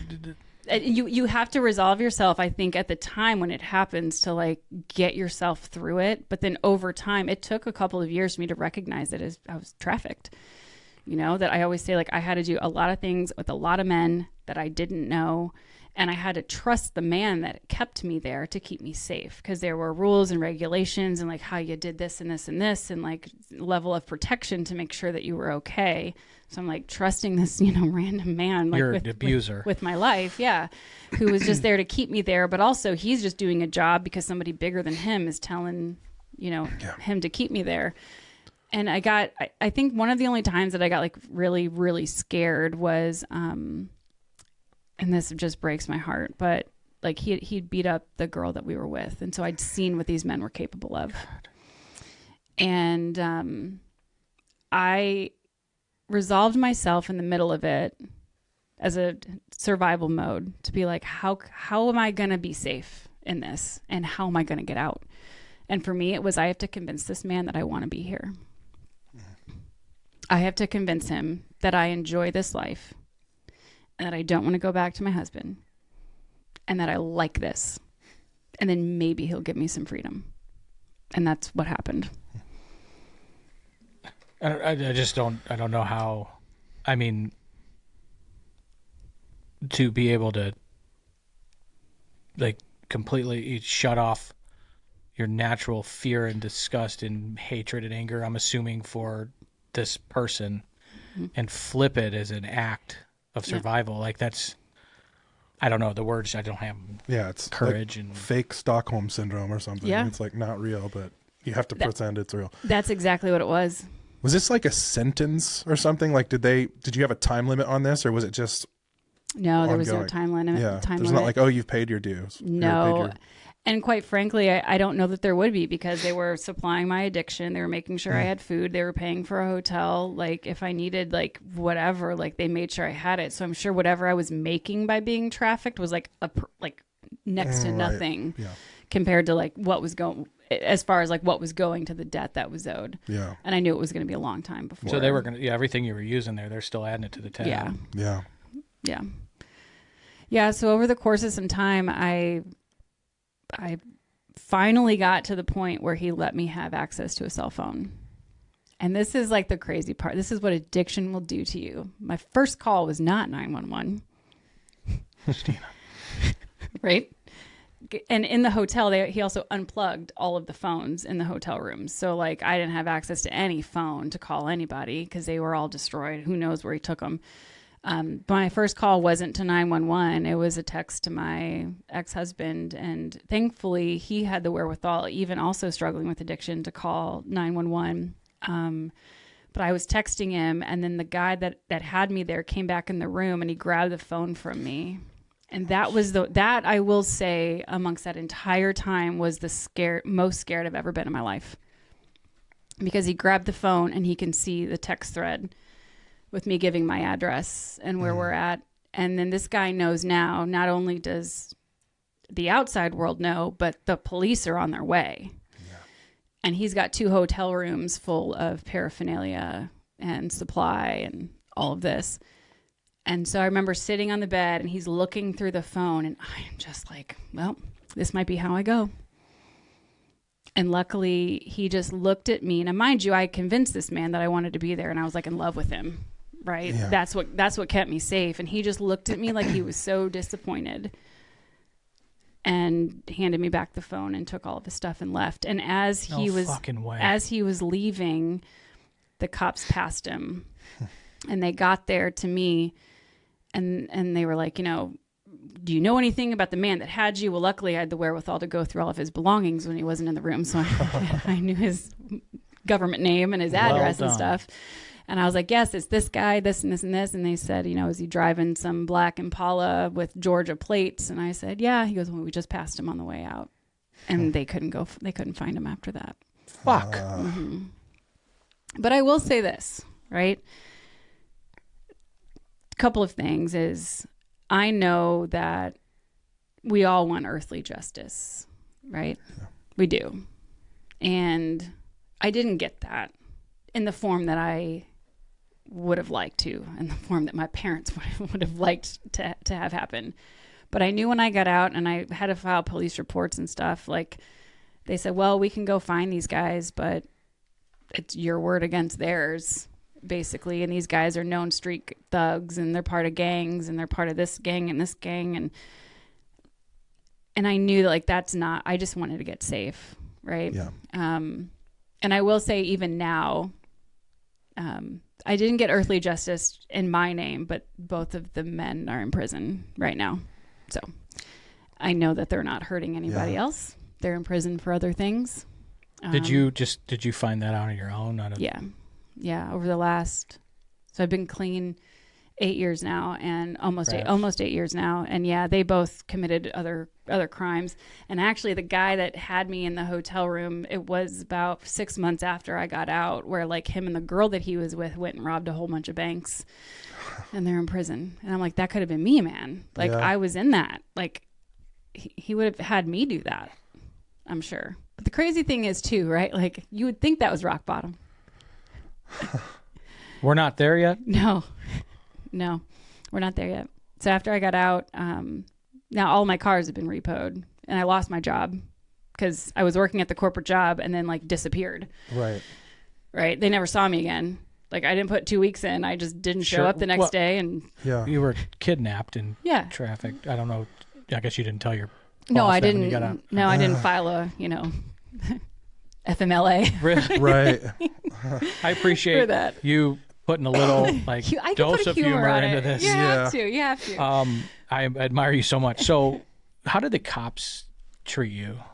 They were fine. But then again, I mean, I was still using at the time. So, I mean, I'd like to say that they took me seriously, but I don't know how seriously they took me, because they knew when they went through this hotel room, right, and like taking fingerprints or evidence or whatever, like, well, there's a lot of heroin in that room. So, I mean, I don't think they took it as serious as if I were a clean person that was just pulled off the streets. Sure, like they knew that I was an addict. So I don't fault them at all. But I think it probably could have been and would have been handled differently had I not been an addict, and I know that and they're trying to do their best. They're trying to do their job. Like I understand, but yeah, to file reports in two different towns, the town that I was taken from and the town that I, ended up in. Yeah. So you said that's not rock bottom. No, of course not, because that's not what addiction allows you to have. But yeah, so I got out and now had nothing, right? And I knew lost your job, cars repoed. What? Your townhouse in suburbia. Yeah, townhouse in suburbia. So basically I escaped, right? These guys didn't let me go. Sure. I escaped. So now I'm fearing for my life that they're going to come after me, because they know I went to the police. It's clear. They knocked on your door to get you, so they know where. Yeah. So they know where I live. And the one dude had a key to my house. So, I got out and, went and grabbed a bag of clothes and my dogs and my husband at the time. And we left. And I literally left my townhouse full of everything. I literally had a bag of clothes. And I was petrified to go back. Yeah. I didn't tell the landlord. We just disappeared, and tried. I'd say we were homeless, right? But we were, staying at a family's house, or we had a family member who was in the hospital at the time, recovering from something, and so we were staying at their house. All up north. Yeah. And so it was 3 months of just trying to survive. Still feed this animal though. Yep. So because then you start pawning everything that's yours and not yours. Right. Yeah. So I was pawning everything. My wedding ring went. Other people's TVs. Cashing fraudulent checks, signing fraudulent checks. All to feed the addiction. 7-Eleven Pokemon cards ended up. Oh, I didn't do that. Is that a thing? I know. Yeah, I didn't. That was a thing. People. Anyway, I've never. We won't give ideas, right? That's not what we're doing. Shit. No, I didn't know that was a thing. Yeah, and at one point, I mean, what I hear is anything you can stick in your pockets and walk out of a convenience store with, you can try to trade for anything, right? Oh, I did the whole gift card thing. I heard you guys talking about that on one of your podcasts recently. Was Jakob, I think. Yeah, I think. Or Nathaniel, maybe. I think it might. Maybe Nathaniel. That sounds right. Yeah. Okay. Oh yeah, I figured out exactly what you can get from a Home Depot or Lowe's. Pop it in your pocket, return it, get the gift card, sell the gift card for 60%. Right. Wow. Yeah. Oh yeah, I knew the game. Sadly. And this is going on. I mean, it was a solid 3 months, which doesn't seem like a long time, but when you have nothing, and you're literally every day's a hustle every day. So you don't get dope sick. Yep. Like, it's not to get high anymore. Oh no. It's to not get brutally fucking dope sick. And we've explained this to Jeff. I was fortunate of being alcohol. They've been medically detoxed. Yeah. I think I'm too big of a pussy, and you can die from alcohol withdrawal. But opioids and heroin, you want to die. And I watched it. I didn't go through it, so I don't have those stripes. But like, that's what you're trying not to do. It's not about getting high. It's no, you're just trying to survive the day. And there had been several times over the few years in addiction before that where I had touched withdrawal. And I was like, like I tried Suboxone, I tried this, we did this, like all of the things to try to prevent me from going through withdrawal. And so I knew how bad it could be. And at that point, I'm like, I'll do whatever it takes to not go through that. Yep. And then, so that was about 3 months. And I'm telling you, like, Grand Theft Auto, like all the things, like not the video game. No. The actual real life. I will never let my children play that game. Like, bro, been there, done that. Yeah. Don't do Trigger. Too real. Yes, too real. God. So you name it, I've used it or done it. And at one point, this is where there was starting to be a glimmer of hope. It was I was having a conversation with my husband at the time, and like, we need to probably get help, but like, I don't know anyone and I don't know what to do. I don't know where to go. And we have 2 dogs. And, at that point you also become incredibly codependent because you're not only an addict, but now you're wanting to make sure your partner is good too. And you're in this thing together because you've been through so much together. And, I called a friend of mine I Facebook messaged a friend of mine who I went to elementary school and high school with. And he was like, hey, I don't really have like all the resources, but let me get you in touch with someone who does. And it was Eric. And so I'm basically homeless and sleeping in a family member's living room, and I'm smoking crack and watching Hoarders. And Eric calls me. I wish I'm joking, but I'm so not joking. Also eat popcorn and watch Hoarders. Of course. Just a reminder, Eric, the CEO here at Illinois Recovery Center. Yes. And you guys grew up together. So me and Jeff were trying to kick the 2 of you because you guys were talking before we started So sorry. recording the podcast. A little delayed. It's I'm like 10 that's p.m. content, guys. This is good shit. But Eric was battling and recently sober when you reached out to him. And I didn't know that. I didn't know that he had like relapsed at all. Right. I didn't know that he was newly clean, and he called me, and I don't remember a whole lot of the conversation. I didn't do anything with it, but it was the first time that I'd admitted to somebody that I needed help. Yeah. And I didn't end up going into treatment, but to let him and our other friend, and there was another guy who knew, and I texted them all. I'm like, don't tell my mom, because they all looked at my mom. My mom was like everybody's second mom in school. Like my mom also ran detention hall. Oh yeah, so she knew fucking Eric and Kyle. She knew everybody real well. Yes. So I was like, oh my gosh, please don't tell my mom. And of course they all told my mom. Fucking tattletale. Because they're good guys. But also, like, I wasn't the kind of person that anybody would have thought would have been struggling, but they actually gave me a sense of hope, and the fact that I, even spoke it out loud, right, that I needed help.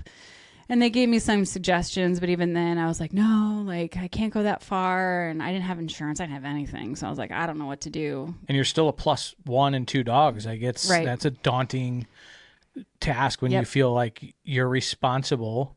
Oh yeah. For your partner. I was like, what am I going to do? Like, we hear it all the time here that like, what am I going to do with my dogs? And I'll watch them. I love dogs. We're good. Yeah. I got a fenced-in yard and everything. But when we were talking, like, I just had this, I always say I don't like to get Christian super freak here, but it's really important because it's saved my fucking life. But and I fucking love Jesus, and I'm not afraid to say it, but like the water, like watering the field, like there was like a little water, like that first planted a seed, I think, inside you. Yep. That you're gonna do something about it. Yeah, and I think too, I always knew that what I was doing was not right. Right? Like the foundation that my family had raised me on was still there. You were sending your bikini modeling pictures to your dad before they hit publication. I mean, that is this. Yeah, you're right. Right? Yeah, you're right. Yeah. Yeah. And so like I knew that my family would always be there, and I knew that God still had me. The fact that I even escaped the way that I did, I knew that God had something for me, but I was still running. Because there's a certain level of surrender. And I think I even think you guys did a podcast where you talked about that, Chris, about like, you have to come to a point where you surrender. And I was like so close. But I was so scared. I didn't know what the other side looked like. I was like, I have nothing, so I don't know what to do. And at this point, it was March 27th. Yeah, March 27th of 2017. And my mom called me and was like, hey, you just want to come visit for a couple days? Because they had offered before for me to come home. And they said, but only you can come. And I was like, what am I going to do with my husband? What am I going to do with my 2 dogs? And they were like, nope. And my parents never enabled me, ever. You know, through this whole story, I haven't heard one, like, I was going to, that's strangely missing. Yes. Oddly missing. It's missing from I think they sent me money like one time because of something that, I don't know, I made up some manipulative story, Sure. you know, like we do. But I mean, for years, they never enabled me. And that's a testament to them. And there was one time they came actually right before I was kidnapped and stuff. They came to visit, and they knew like something wasn't right. Like I was always thin, but like I lost a lot of weight and I looked unhealthy. But they weren't exposed to addiction. Like they didn't know what it looked like or what to look for or all of those things. Sure. So, but they just knew it wasn't right, and they didn't give me money. They bought me groceries while they were with me. You know, but anytime that I would ask for money, like there was literally one time in probably 5 years that they sent me money. So when they called you on the March 27th and said only you, how did you handle that? Well, because my mom is a wonderful woman, and she phrased it like, do you want to just come visit? And March 28th next month, it'll be 8 years. And I always joke because I'm still visiting for a couple days. I've been remarried. I got married now, and I've got 3 stepkids and a career, and I never went back. And so, like my dad literally left the next morning at like 3 a.m. and drove to Chicago to go pick me up. And I had a pair of jeans and 2 shirts and a pair of shoes. I smelled terrible.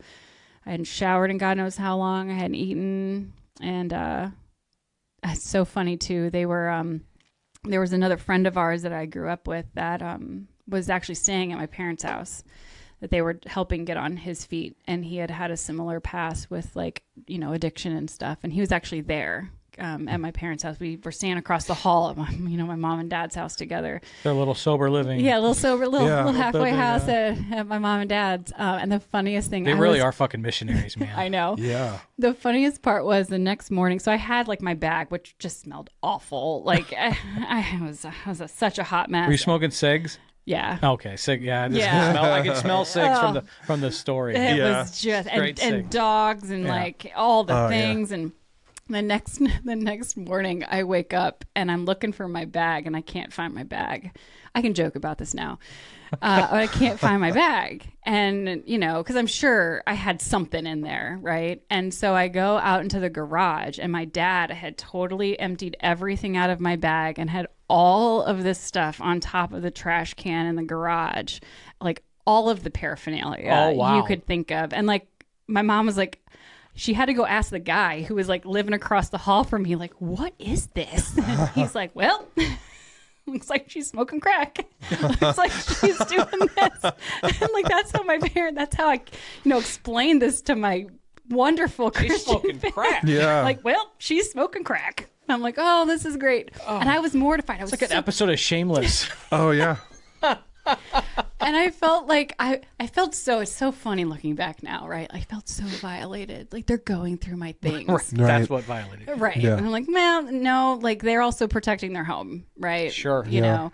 And yeah, like literally the next day is my clean date, and hadn't used since then. And then it was about like 2 weeks later or so, because it wasn't just a couple of days. I had to go back up, like a lot of us, I had to go back up for a court date. Sure. Because I had gotten arrested going the wrong way around a median and didn't have insurance, and my license had expired for like 2 years. And Isn't it funny? So you get arrested for like the little shit. literally the wrong way around a median in a neighborhood. They missed you for the TVs and the Home Depot. Yeah, I got booths. away with that. And then also because my license had expired like a year and a half before. I don't get that. Right. Nobody renews that. Right. And I was on my way to go get stuff. Fucking sober people. I know. Going to the DMV. It does test your sobriety going to the DMV. That's a good point. No, every time I do like a big girl thing, I'm like, wow, I'm so grown up now. Hey, my wife's sober, and you should see her license plate sticker. I did struggle with that even after I got clean. Yeah. Yeah, that's a tough one for us women. So did you get dope sick? Did you get sick at your parents? No. Wow. Mm-mm. And I have no explanation for that other than God. I was gonna say Yeah. Because every other time I did, and I didn't at all. And then there was one day, like 2 weeks later. I mean, that's fucking miraculous. I know. Yeah. And that's and it's hard sometimes, right? Like working now in recovery and like volunteering and stuff in recovery, because I'm witnessing people who are going through that, and they're like, "Well, what worked for you?" I'm Yeah. like, man, God just did it. Like I know that's not everybody's story, which is hard to explain to people sometimes. But also I know that there are different lessons I learned, right? Not everybody was trafficked either. And That's right. I've always said too, like everybody's worst day is not comparable to someone else's worst day. Yeah, You comparing know? is dangerous. If I think about, when you think of puppy love, right? Oh, it's just puppy love. Well, to that, little teenager, that puppy, it's the real whole thing. world. Yeah. It's the real thing, But yeah, so then a couple weeks later, my dad, I love this part of my story. I just have to share this. Like my dad can be scary sometimes. But he walked up to my bedroom and was like, let's go for a drive. I was like, okay. So we get in the car and he drives me to the church where he accepted Christ, where he became a Christian. And then he drives me to...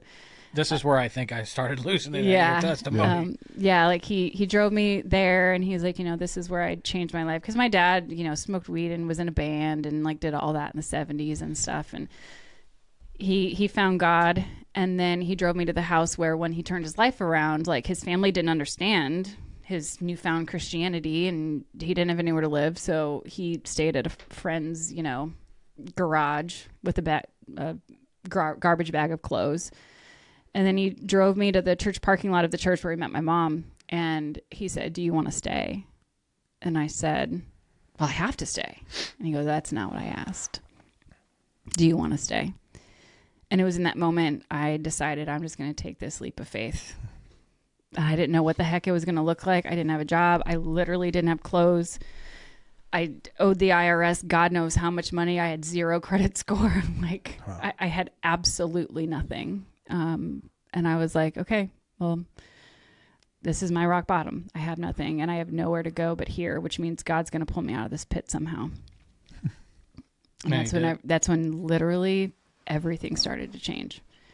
And there was this thing that, and I don't want to get all like overly spiritual, but please do. It's our fucking podcast. Yeah. Okay. There was one day, so I had actually me and Eric and Kyle, like one of our friends owned a business, and his mom had passed away. And so I went to his funeral. I'd only been here about a week, and I saw him, and he was like, are you back home? I was like, yeah, Dane. Yeah. And Dane gave me a job. Love Dane. That day. He said, can you start tomorrow? I go, Dane, your mom's like funeral is tomorrow. Like today's the wake. Like I can't start tomorrow. You have a funeral to go to tomorrow. I loved his family. My mom's literally like a second mom to him. Sure. And he gave me a job to start on Monday. I used to all those little punks. I was older than I know. him. I love them all to death. Yeah. So he gave me a job, and I started to set goals for myself. And honestly, and this is what I always tell people in recovery too, it's literally one thing at a time. You have this mountain, this hoard, if you will. I don't mean to keep freaking going back to hoarders, but you have this hoard of things. Right.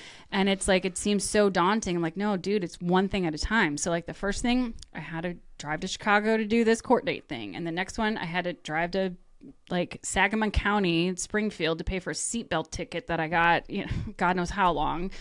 And then the next thing and the next thing and the next thing. It was all these little things that once they started to like clean up. Like God really started to clean things up. And it was about a year later, I actually got my own apartment. I was able to move out, and God told me, he said, I will restore everything to my measure, not yours, because mine is so much greater.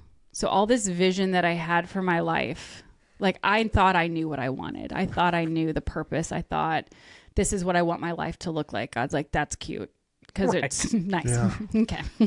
I've had those conversations. So you make plans and then watch me blow them out of the water, you know? And he did. And like literally the one thing I always tell people, like restoration has been the word of my life ever since I got clean. Like I've watched God literally restore every single thing. And I know I personally didn't go to treatment, but I had my own version of it. Sure you did. You know, with my family and with my church. And I remember it was like 8 months later, like my uncle brought me on to like work at the church, and I'm like counting tithes and offerings. I'm like, what? What are you doing? I just stole this like 8 months ago. But I didn't. It's crazy. And it was like something just like totally flipped in my brain. And I'm like, oh my gosh, like 8 months ago, I literally would have stole this money. These are hundreds and hundreds of dollars. Like, but I didn't have any desire. Didn't have any desire to do that. So it was about like 6 months after I came back, like ended up getting a divorce and, you know, kind of closing that chapter of my life too. And yeah, then literally everything just kind of spiraled in a really great way upwards from there. Does it, each time you went and they're all small victories, like going to Chicago and taking care of that court date, going to Springfield and handling a ticket. I mean, you start getting your self-worth back too. Oh, and you for start, sure. Like, these victories that were insurmountable, not even considerable tasks that you using, and you start stacking them up, and you start smiling again. I mean, that's is what I hear you saying, and that is that confidence and that, like that. I mean, for me, it was like the first time I really started feeling the fucking Holy Spirit like lift me from the inside up. Is that confidence inward, and man, when you start to feel like an actual functioning, contributing member of society. Yeah. You know, like I'm not a degenerate anymore. Like I'm actually, and at first it sounds so scary. But after a while, you're like, oh no, like this is good. Going to the DMV, sign me up, man. Yeah. Like pay my taxes. Yes. You know, I didn't pay my taxes for like 8 years or something. Can't wait to mail this tax check. This is great, you know? But really, and then you start seeing the fruits of your labor, right? And you start seeing like the blessings that come from like being obedient to the Lord and like following exactly what you're supposed to be doing. Like God blesses you for those things, you know? And then honestly, one of the biggest things I always say is I know that God didn't let me go through all of this for nothing. And, you know, on paper, it looks like and it is a very tragic, traumatic story. And it took me a while to push through some of that PTSD, right? Like, Right. There was a long time where like if I saw a black Nissan Altima, like I'd check the license plate. For years. Nightmares. To an extent, for me, it was more or less like worried that someone was following me, and I would check these cars over and over again. And you know what God did? The first apartment I got, my neighbor drove a black Nissan Altima with a license plate that started with the same letter, the same numbers, and it was, we're gonna do this. Okay. Wow. And I'm like, okay. Are you ready, Christina? And he was the nicest guy who lived next door, like this wonderful gay guy who was just like my buddy, right? And like it was fine, but it was the second I pulled up, I was like, are you kidding me? Of all cars, in my first apartment where I'm living by myself, like this is what I have to show up to every day. And God's like, yeah. I just hear like God help conquering fear right there. Yeah. Yep. One thing after another. And it was little by little kind of some of those smaller things that people don't think about, that like the smell of menthol cigarettes, right? Like that was a trigger. Sure. Like smelling that because that's what so-and-so used, or, you know, certain TV shows or sounds, right? Or I even remember it was a few years after I got out. I went to visit a friend in Chicago, and I said, I need you to do me a favor. He goes, what? I go, we're going to go drive to that hotel. No shit. Wow. I was like, I'm going to have to face this head on. And I was living in St. Louis, so I knew I wouldn't, you know, have to go back. But we did. We went to the parking lot, and we drove around, and we parked in front of the room where I was. And because I needed to prove to myself and to whatever demons were trying to come after me. Like, I'm not playing You must have this been pretty anymore. convincing to this friend. Yeah. Yeah. It was a shady place. I would have been like, we are not doing this. Yeah. No, Christina. You must have. It was light outside. Okay. It was okay. But So you sat in the parking lot. Did you lose it? Did you? no, I didn't, because I'm like, I have to face it. I have to face this fear. I picture that. I have to. Nothing like her, but the scene from Forrest Gump where she goes back and starts throwing rocks at the fucking house. Yeah. Like, faced it. Like did that give you some power back? You feel? It did. I felt like I didn't have as much control over me. But I will say there's still some things to this day, right, that I have a hard time with. Like, I cannot stay in a motel. If the doors are on the outside, Yeah. Sure. absolutely not. You mentioned the house thing earlier. You know? I mean, yeah, Yeah. and that's okay.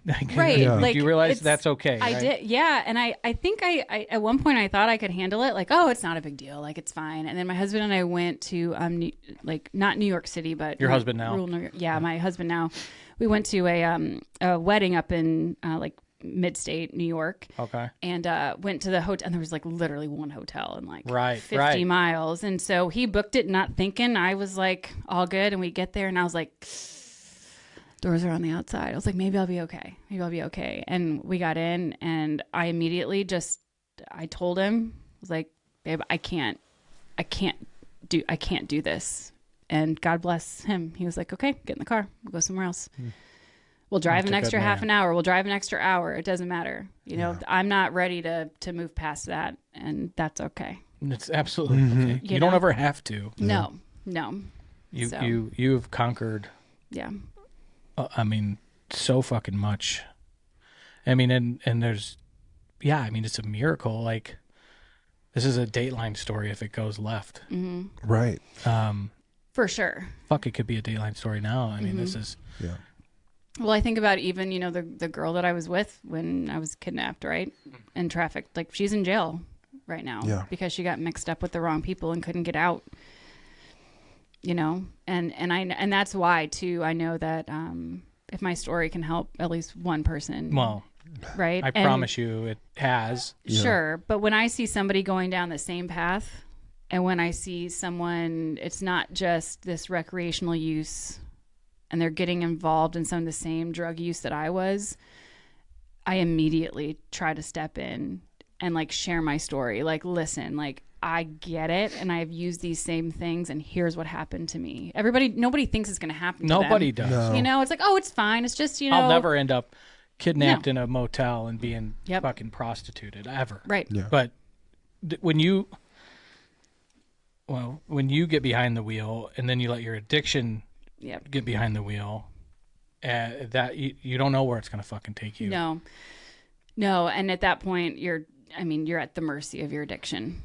Right. Yeah. And unless you have somebody that can come and walk beside you. And it's crazy too. Like, it was in 2018.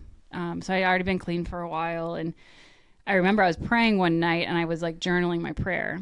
And I remember vividly, it was, God, like, I know that what I've gone through is not for nothing. And I know, Romans 8:28 says you'll work together, all things for the good. Right. I was like, so I don't know where I'm supposed to find these women, but I'm hoping that you're going to show me where to find these women, because I know what I've been through is not for nothing. So those who are hopeless and helpless and addicted and trafficked and all of this. And I was like, God, I have no idea where these women are. The church I'm involved in, I've grown up with these people. Like, they're all older. I'd never heard of Celebrate Recovery before. So I didn't even know, really? I didn't even know that existed. Right. Or I think I'd heard it in passing, but I don't think I really understood like what it was. And then, it was literally like a year later, or 6 months later, I meet my husband now, and we started dating. He's going to this church. I go and visit right after like COVID started to lift. Okay. And then someone was talking about Celebrate Recovery, and I was like, and so I went to my first meeting, and I was like, these are my people. Awesome. And I tell all the girls, I go, girls, like, I've literally been praying for you since 2018. I didn't know who you were. I didn't know your names, but I've literally been praying for all of these women since day one. And I still do. And anybody that I send here to IRC, anybody that, you know, we get into rehab, anybody that we invite to church or whatever, like these are the women that I've been praying for since day one. And I know there's a lot more to come, Christina. I mean, it's like you're young, but oh, thank you. There's going to be a lot. I mean, of people that have not come into your life yet that are going to hear this story. They're going to come to a CR meeting that you're in, and it's going to change the trajectory of their life. So yeah, it's certainly not for nothing. I hate that you had to go through all of that. It's I can't imagine. It's hard to hear. I can imagine how hard it was to live, but you're like, I mean, just resolve and your faith and your love for other people is so fucking inspiring. And it's just nuts. I mean, it's like why when people ask me about my path, it was, listen, I went to treatment. I knew a pastor that started a church in St. Louis, and I watched him walk the walk with my family when we were losing a 13-month-old in the PICU, which is inexplicable pain, and he didn't leave the PICU. He doesn't drive a Rolls Royce. I kid around, he could have been a Buddhist fucking monk, and I would have gone to his temple, but he was a Christian pastor, and I grew up, you know, sinning and knowing that I had some things to answer for, but always been a Jesus guy. He said, I'll go to your place, and that's what got me through each one day at a time. And it's what I know. So like hearing this, it's just inspiring, and I can't thank you enough. When I first heard your testimony, I was like, man, this is, and the little I knew about Celebrate was just from Ashton or codependency stuff. And, and there's going to be so many people that God puts in your path. And I, can't wait to hear those stories because they're going to be incredible and miraculous. So you met your husband now. You weren't going to the same church. How did that work? No. So can we hear about him a little bit? Yeah. I want to hear about your family. I mean, this is like the redemption that comes, the restoration that comes. This is the good stuff. This is like the last part of the movie where the good music's coming. Yeah, the happily ever after. Yeah. So I had an interview go really well at a job, my first big corporate job since I got kidnapped from the last corporate job, basically. Where you were smoking crack in the girls' room. Right. Yeah. So the craziest thing, I was sitting in the parking lot, and I love sharing this. There's that song, Holy Spirit, You're Welcome Here, Come Flood This Place, Fill the Atmosphere by Francesca Battistelli, I think. And so I'm sitting in the parking lot before my first day at this job, and I'm like, Lord, fill the atmosphere. I didn't know what I was actually praying for. You just wanted a good first day. I just wanted to not get fired. You know, like they don't know. They're probably listening now. Like, be careful what you pray for. Yeah. Right. And so literally I walked in, and the first person that welcomed me into the building is my now husband, and he was running new hire orientation for this organization. Wow. And I was like, he's cute, you know. Was it like the movies, like a big spark immediately? How did it? No, it was so I was dating someone, and he was kind of seeing someone. He was recently divorced, or in the process of finishing a divorce. And so it was about like 6 months. We would just kind of pass each other in the hallway. We worked in 2 different departments. Okay. So we didn't like work together a lot. He does learning and development, talent development, leadership trainings, you know, and we always joke, I've never taken a class of his. I working at the same company that we both worked at for a while. But then one day, it was actually Veterans Day of 2019. I went down to go pop my windshield wipers up because there was a big storm coming, and I worked in Maryland Heights and lived in Edwardsville. It was a trek. So I was like, I don't want my windshield wipers to get frozen. So I go down, and then one of my windshield wipers break off. And I'm like, I'm a helpless girl. I don't know what to do. I'm like crying about it. And I come back inside, and him and I pass each other in the hallway, and he was like, are you okay? And I was like, no, my windshield wiper broke, and blah, blah, blah. And he's like, Prince Charming, like, I can fix it. And he didn't. He wasn't able to. No, he tried though, didn't he? He sure did. Good. Good sure on him. did. My dad had to come to save me from That's a Shiloh. 45-minute drive. It took my dad 4 hours because the weather was that bad. Wow. To go from Shiloh to Maryland Heights. And then my other windshield wiper broke when we went to go fix that one, and then I got into an accident that night. It was a thing. But then the next day he texted me or like Facebook messaged me or something, I can't remember, and was like, hey, like, did everything work out with your windshield wiper? And I'm like, no, bro, it didn't, man. Like, the other one broke. I got into a car accident. I hit some black ice. It was a sucky night, man. But that opened the door for us to start talking. God put you through that quick accident and that fucked up windshield wipers too. God likes to do that to me. Sure we he does. really go dark. You can start. Maybe you can lighten up on you Take just the a long little way bit. around. There you go. Yeah, we roundabout way before I start listening, I guess. But then, yeah, we started talking to each other and started dating the next month. And then I met, so he's got 3 boys. They were 10, 8, and 3 at the time. Oh, boy. And yeah, all boys. And we joke, you know how when you adopt a dog, it's called a gotcha day. Yeah. So we've got the boys call me Krina. That's my nickname. And we've got a Krina gotcha day. So that's February 8th of 2019 is when I met, That's or when they 2020 adopted is when I met the boy. 2019 is when I met the boys and they adopted me. Aw. And then I love COVID them. happened right afterwards. So our relationship really went quick because you had nothing else to do. Yeah. Right. We joked that I came and, hung out at his house for 2 weeks to hunker down. And then I just, never Never left. left, yeah. Just stayed. Still had my apartment. I'd still go home. Was your apartment over in the Illinois side? Yeah, it was so we live in.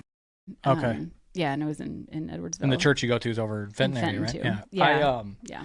That's I fear. I mean, and just like getting quarantined with a relationship that you don't want to get. Mm-hmm. That would have been real bad. Yes. Yeah. Well, I'll tell that story at a different time. But there's, our last serious relationship before getting sober, quarantine together could have been Toxic, detrimental. There's a scene in Sopranos where Tony comes over and Richie April's getting with his sister. And he goes, Tony, we have history. He goes, Israel and Palestine have history. And that would have been that. But yeah, there you go. Well, COVID made or break made a lot of relationships. Yes. Yeah. Yeah. It did make ours though. So it was Yeah. it was good. That's Yeah. incredible. So Oh, it God. was and then you guys got hitched. Yeah. So got engaged at the end of 2020, got married 2021 during the second round of COVID. So, about half of our wedding invite list showed up, but How about mom and dad? they were there. Yeah, They were there. there we go. I did it, guys. You did. Well, and we joke about it because it was both of our second marriages. Sure. And so for him, it was whatever, he doesn't need anything big. And I'm like, I do. Okay. Yeah. You're right. Yeah. I did it in Vegas last time. So we did the whole church wedding and reception and the whole big thing. And yes, my mom and dad and my brother were there. Nice.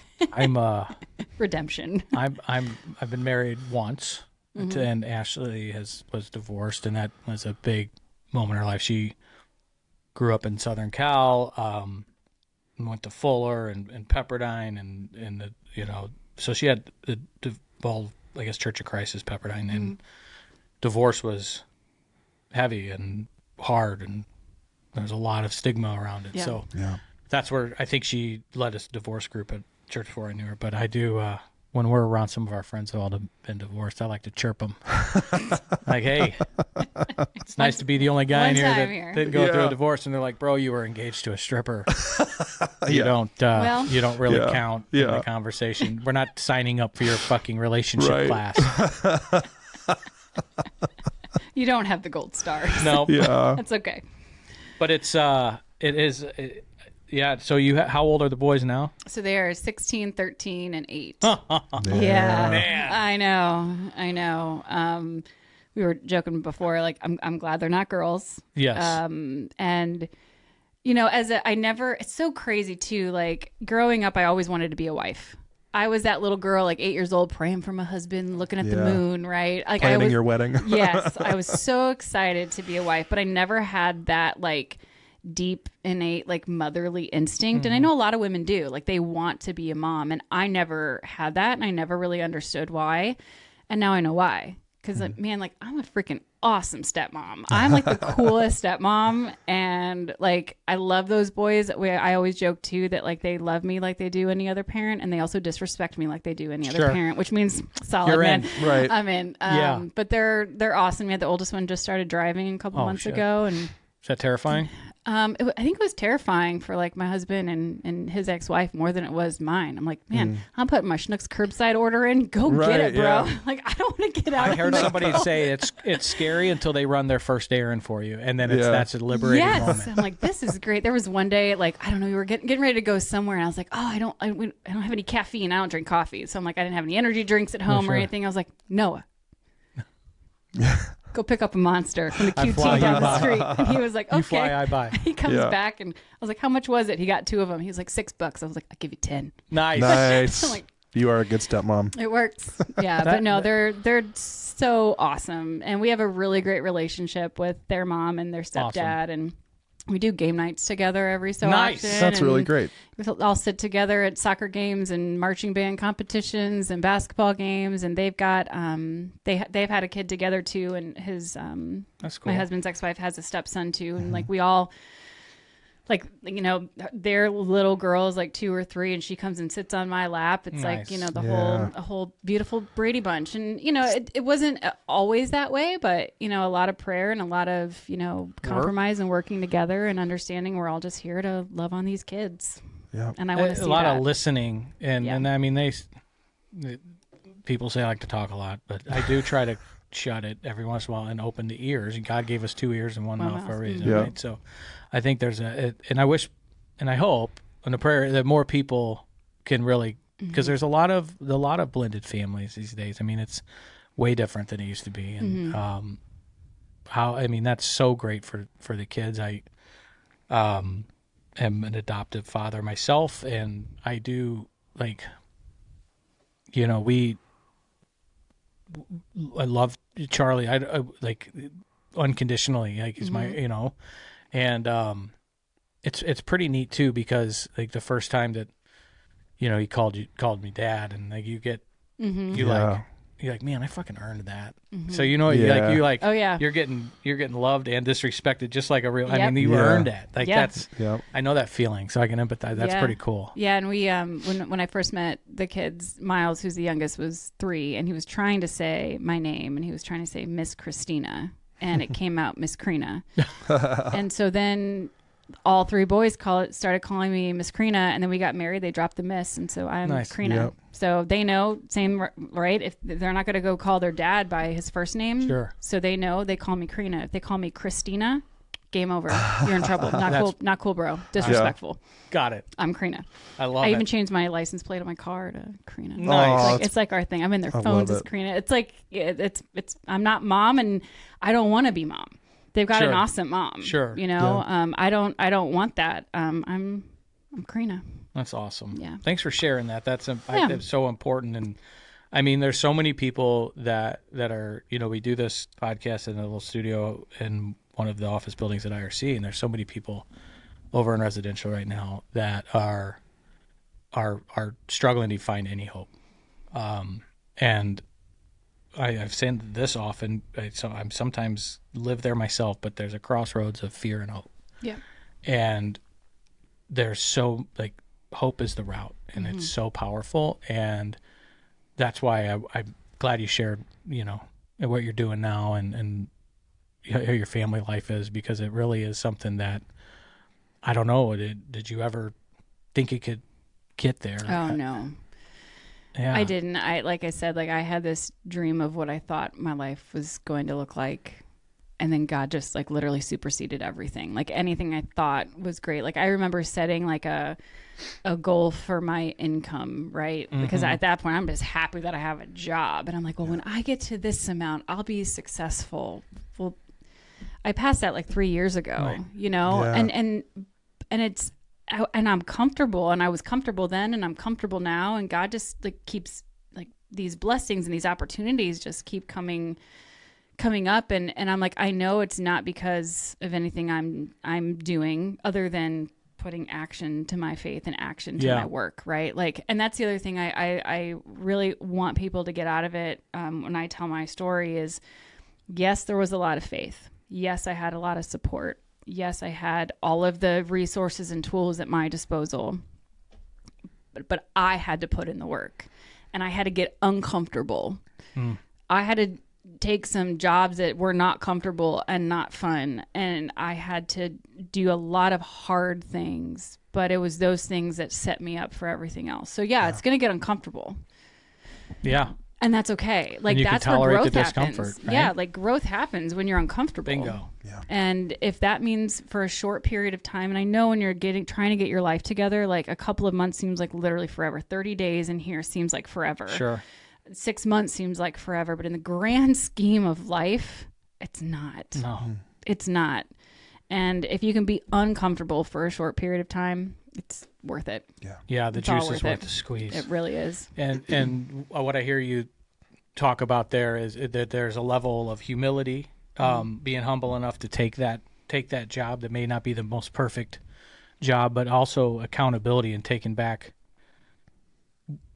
some control that you can. And you said it earlier, and I wanted to make sure I touched on it before we let you out of here, because I could talk all night about this stuff, and then especially when you sprinkle in the Jesus shit. But you said you don't blame your ex-husband, and I when you were talking, I felt I was going to ask you, that's liberating when you take your accountability and you say my addiction, and you use those words and you say that was mine, and now my life, my recovery is mine.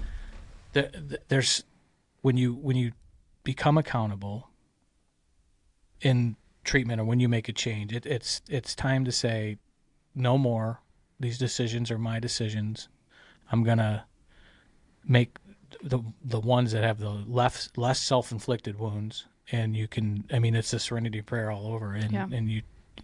And I heard that a little bit when you were talking about, and I don't know how long did it take you to get to that place with your ex-husband and not resenting or blaming. And I would say, I mean, it was probably about a year or so, if not longer. Sure.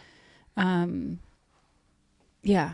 And I think too, it's different when you get a divorce from someone because you fall out of love with somebody, right? And it's different when you know you need to get a divorce because this is just unhealthy, right? Yeah. And it's different when you get a divorce when someone cheated on someone else. And I think for me and him, it was just this weird in-between thing where, like, well, I still care about you and I still love you, but it's not safe for me to be with you. But it's also not safe for you to be with you either, where you're at, right? So nobody's in a good place. And I think too, I struggled with feeling like I wasn't protected. Sure. You know, and that took some time. That took about a year or so. Yeah. And again, right, like that was part of my recovery, and also forgiving the men that kidnapped me from my home, forgiving the men that I encountered while I was trafficked. Like, I had to forgive them. Wow, you're there. Yeah.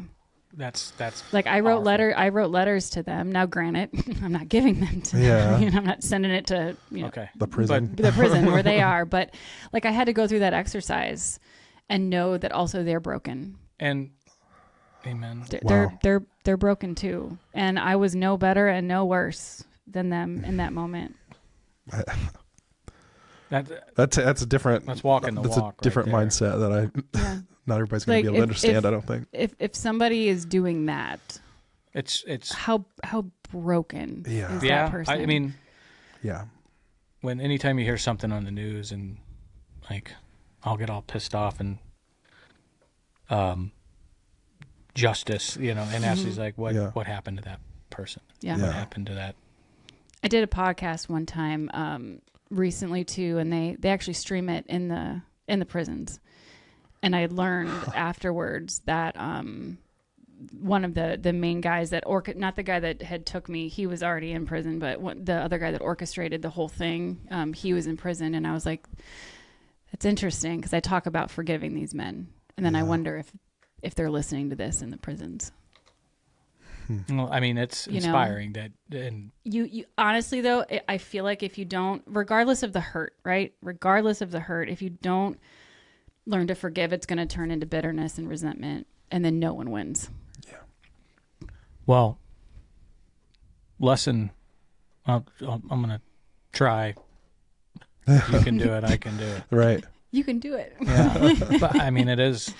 It's it not goes back easy. to liberating, like it taking responsibility and not holding resentment for your ex and not for these guys to. I mean, it's got to be liberating. I mean, for little stupid trivial bullshit, carry Right. those ankle weights of not forgiveness around, and that's all they are. Yep. And man, you could do like a sermon on this shit. I bet you have. A couple of times. Really? Here or there, I have. Awesome. Yeah. So, yeah, I mean, I could go all night, but I will let you get out of here, Christina. This has been No, this has been great. You guys are Incredible. doing an awesome thing here. Where can people learn more about Celebrate Recovery? Yeah, so you can go to celebraterecovery.com. Honestly, there's a locator on there too, where you regardless of where you're from, Sure. it'll list out all of the Celebrate Recoveries in the area, and then but ours is Celebrate Recovery on Tuesday night at Connect Church in Fenton. Connect Missouri. Church. Mm-hmm. What's the website? Do you know? ConnectChurchSTL.com. Okay. And there's a section on there under ministries for Celebrate Awesome. Recovery too. And do you work for the church? Nope. Okay. Nope. Just that you direct Yeah, I'm just the ministry what do leader. they call that? Lay people? Yep. I'm a lay people. Lay Yep. person. Even if you work for the church, you're lay unless you're ordained. Oh, Well, there you go. okay. I just got to learn all this. You're fine. I volunteer. One team. I serve. I'm you on know? the supposedly called the safety team. So I know where the AED is. All Yeah, right. it's in an Do you have a hour. little earpiece you wear too? No, that sounds. We do have walkie-talkies. I feel like I'm Paul Blart, the mall cop. That's one of those. Do you have a Segway? No, I want one. Yeah. No, I don't. I would kill myself on it. They need a safety team for the safety guy. But I would say if I come back, y'all got to get some stuff on these. Yeah, you were I chirping was- me on the way I in. I was giving you some stuff. Well, doesn't it look like shit? I said it. Well, the problem, this looks like a prison wall. I Yeah. don't even Yeah. know what it looks like behind me. It probably looks like I'm incarcerated. It probably does.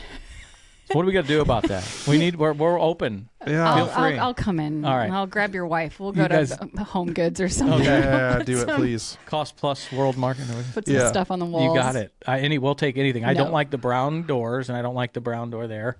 Or Yeah. the cinder block walls. It's the cinder block wall. Yeah. Yeah. The doors I think are fine. I think it's the cinder block wall. So you've seen. So this building 4 that we're in is under renovation, right? So all the other buildings that we've done, the residential, this is how the property came. It was they very started institutionalized, like this, yeah. And these powder blue walls were into admin where we walked in. No, Residentials were the like main. I mean, Yeah. it's beautiful. It's and I like to say I did that, but it was Eric and Jakob and those guys. Every time I'd show up, I'd have a fake cast on, so I didn't have to swing a hammer. But so when this gets the TLC that this podcast deserves, it'll look a little better. Yeah. And now that you've come on and made a statement Yes. that we need to get our shit together, we're going to do it. Just like a little something. Okay. Yeah. Just a little something. A little touch. Yeah. Well, thank you for having me on. You guys are awesome. Really. Thank you so It's- We much. want to have you back. I'll totally So, come back. and just have where we can just Q&A or Yep. we'll figure it out where we can Yeah. just kind of freestyle it, because you're so wise, brave, all the things, man. And you guys are awesome. your faith inspires the fuck out of me. I mean it, and it will a lot of people. So. I got to introduce you to Ash. You guys I get know along. you keep saying that. Like I gotta hang have out with coffee. her. She's the director of wellness at our church, and they just started it from scratch about a year and a half ago. So she every 4 to 6 weeks has 6 groups. This session is one on, I think, there's always a grief group. So there was I think grief for parents that have lost children, specifically divorce group. There's a spiritual practice group. I think they've done right before Advent, they'll do a difficult family relationships group. So Oh, yeah, I'm especially that's around the holidays, right? Yeah. needed, yeah. So they've done. They'll do a recovery group in the spring. They've done groups of, with parents of LGBTQ. They've done, I think they're doing an LGBTQ group that's coming up. So there's just a lot of healing in groups, and she loves it because it's the first time she's a therapist, and a lot of people ask if she was mine, and that's how we met. No, the answer is no. She actually, when I met her, she was working at a nonprofit. She's just your therapist now. Right. After the fact. Shit. She was at a nonprofit serving called Place for People, and they serve unhoused and addicted community in St. Louis. So that's when they're like, oh, that's how they met. No. So it's the first time she said she got to use her skills in a faith-based community. Yeah, which that's she awesome. loves. Yeah. So it's pretty cool. That's cool. So yeah, you guys are two kindred spirits for sure. Love that. And put up with assholes like me and Eric and You guys big are hearts. good And guys. Jeff, I didn't include Jeff in that because No. he's like this big teddy bear that everybody fucking loves. Well, tell it to my wife. Will do. Christina, thank you so much. Give our best to your mom and dad. Tell them I don't want your mom listening to this because I say too many bad words. Yeah.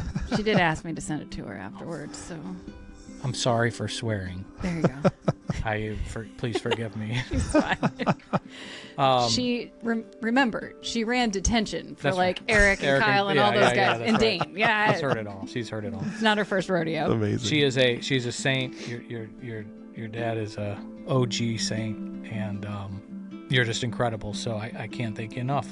Thanks for having me. Thanks for being here, and as always, let us pray.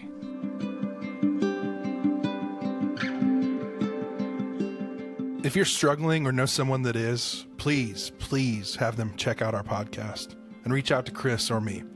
We want to listen, and we're super eager to help. Our music is Anti-Hero by McCall and Gentle Waters by Wild Wonder. For more information, visit pondoffsanonymous.com. Find us on Facebook and Instagram.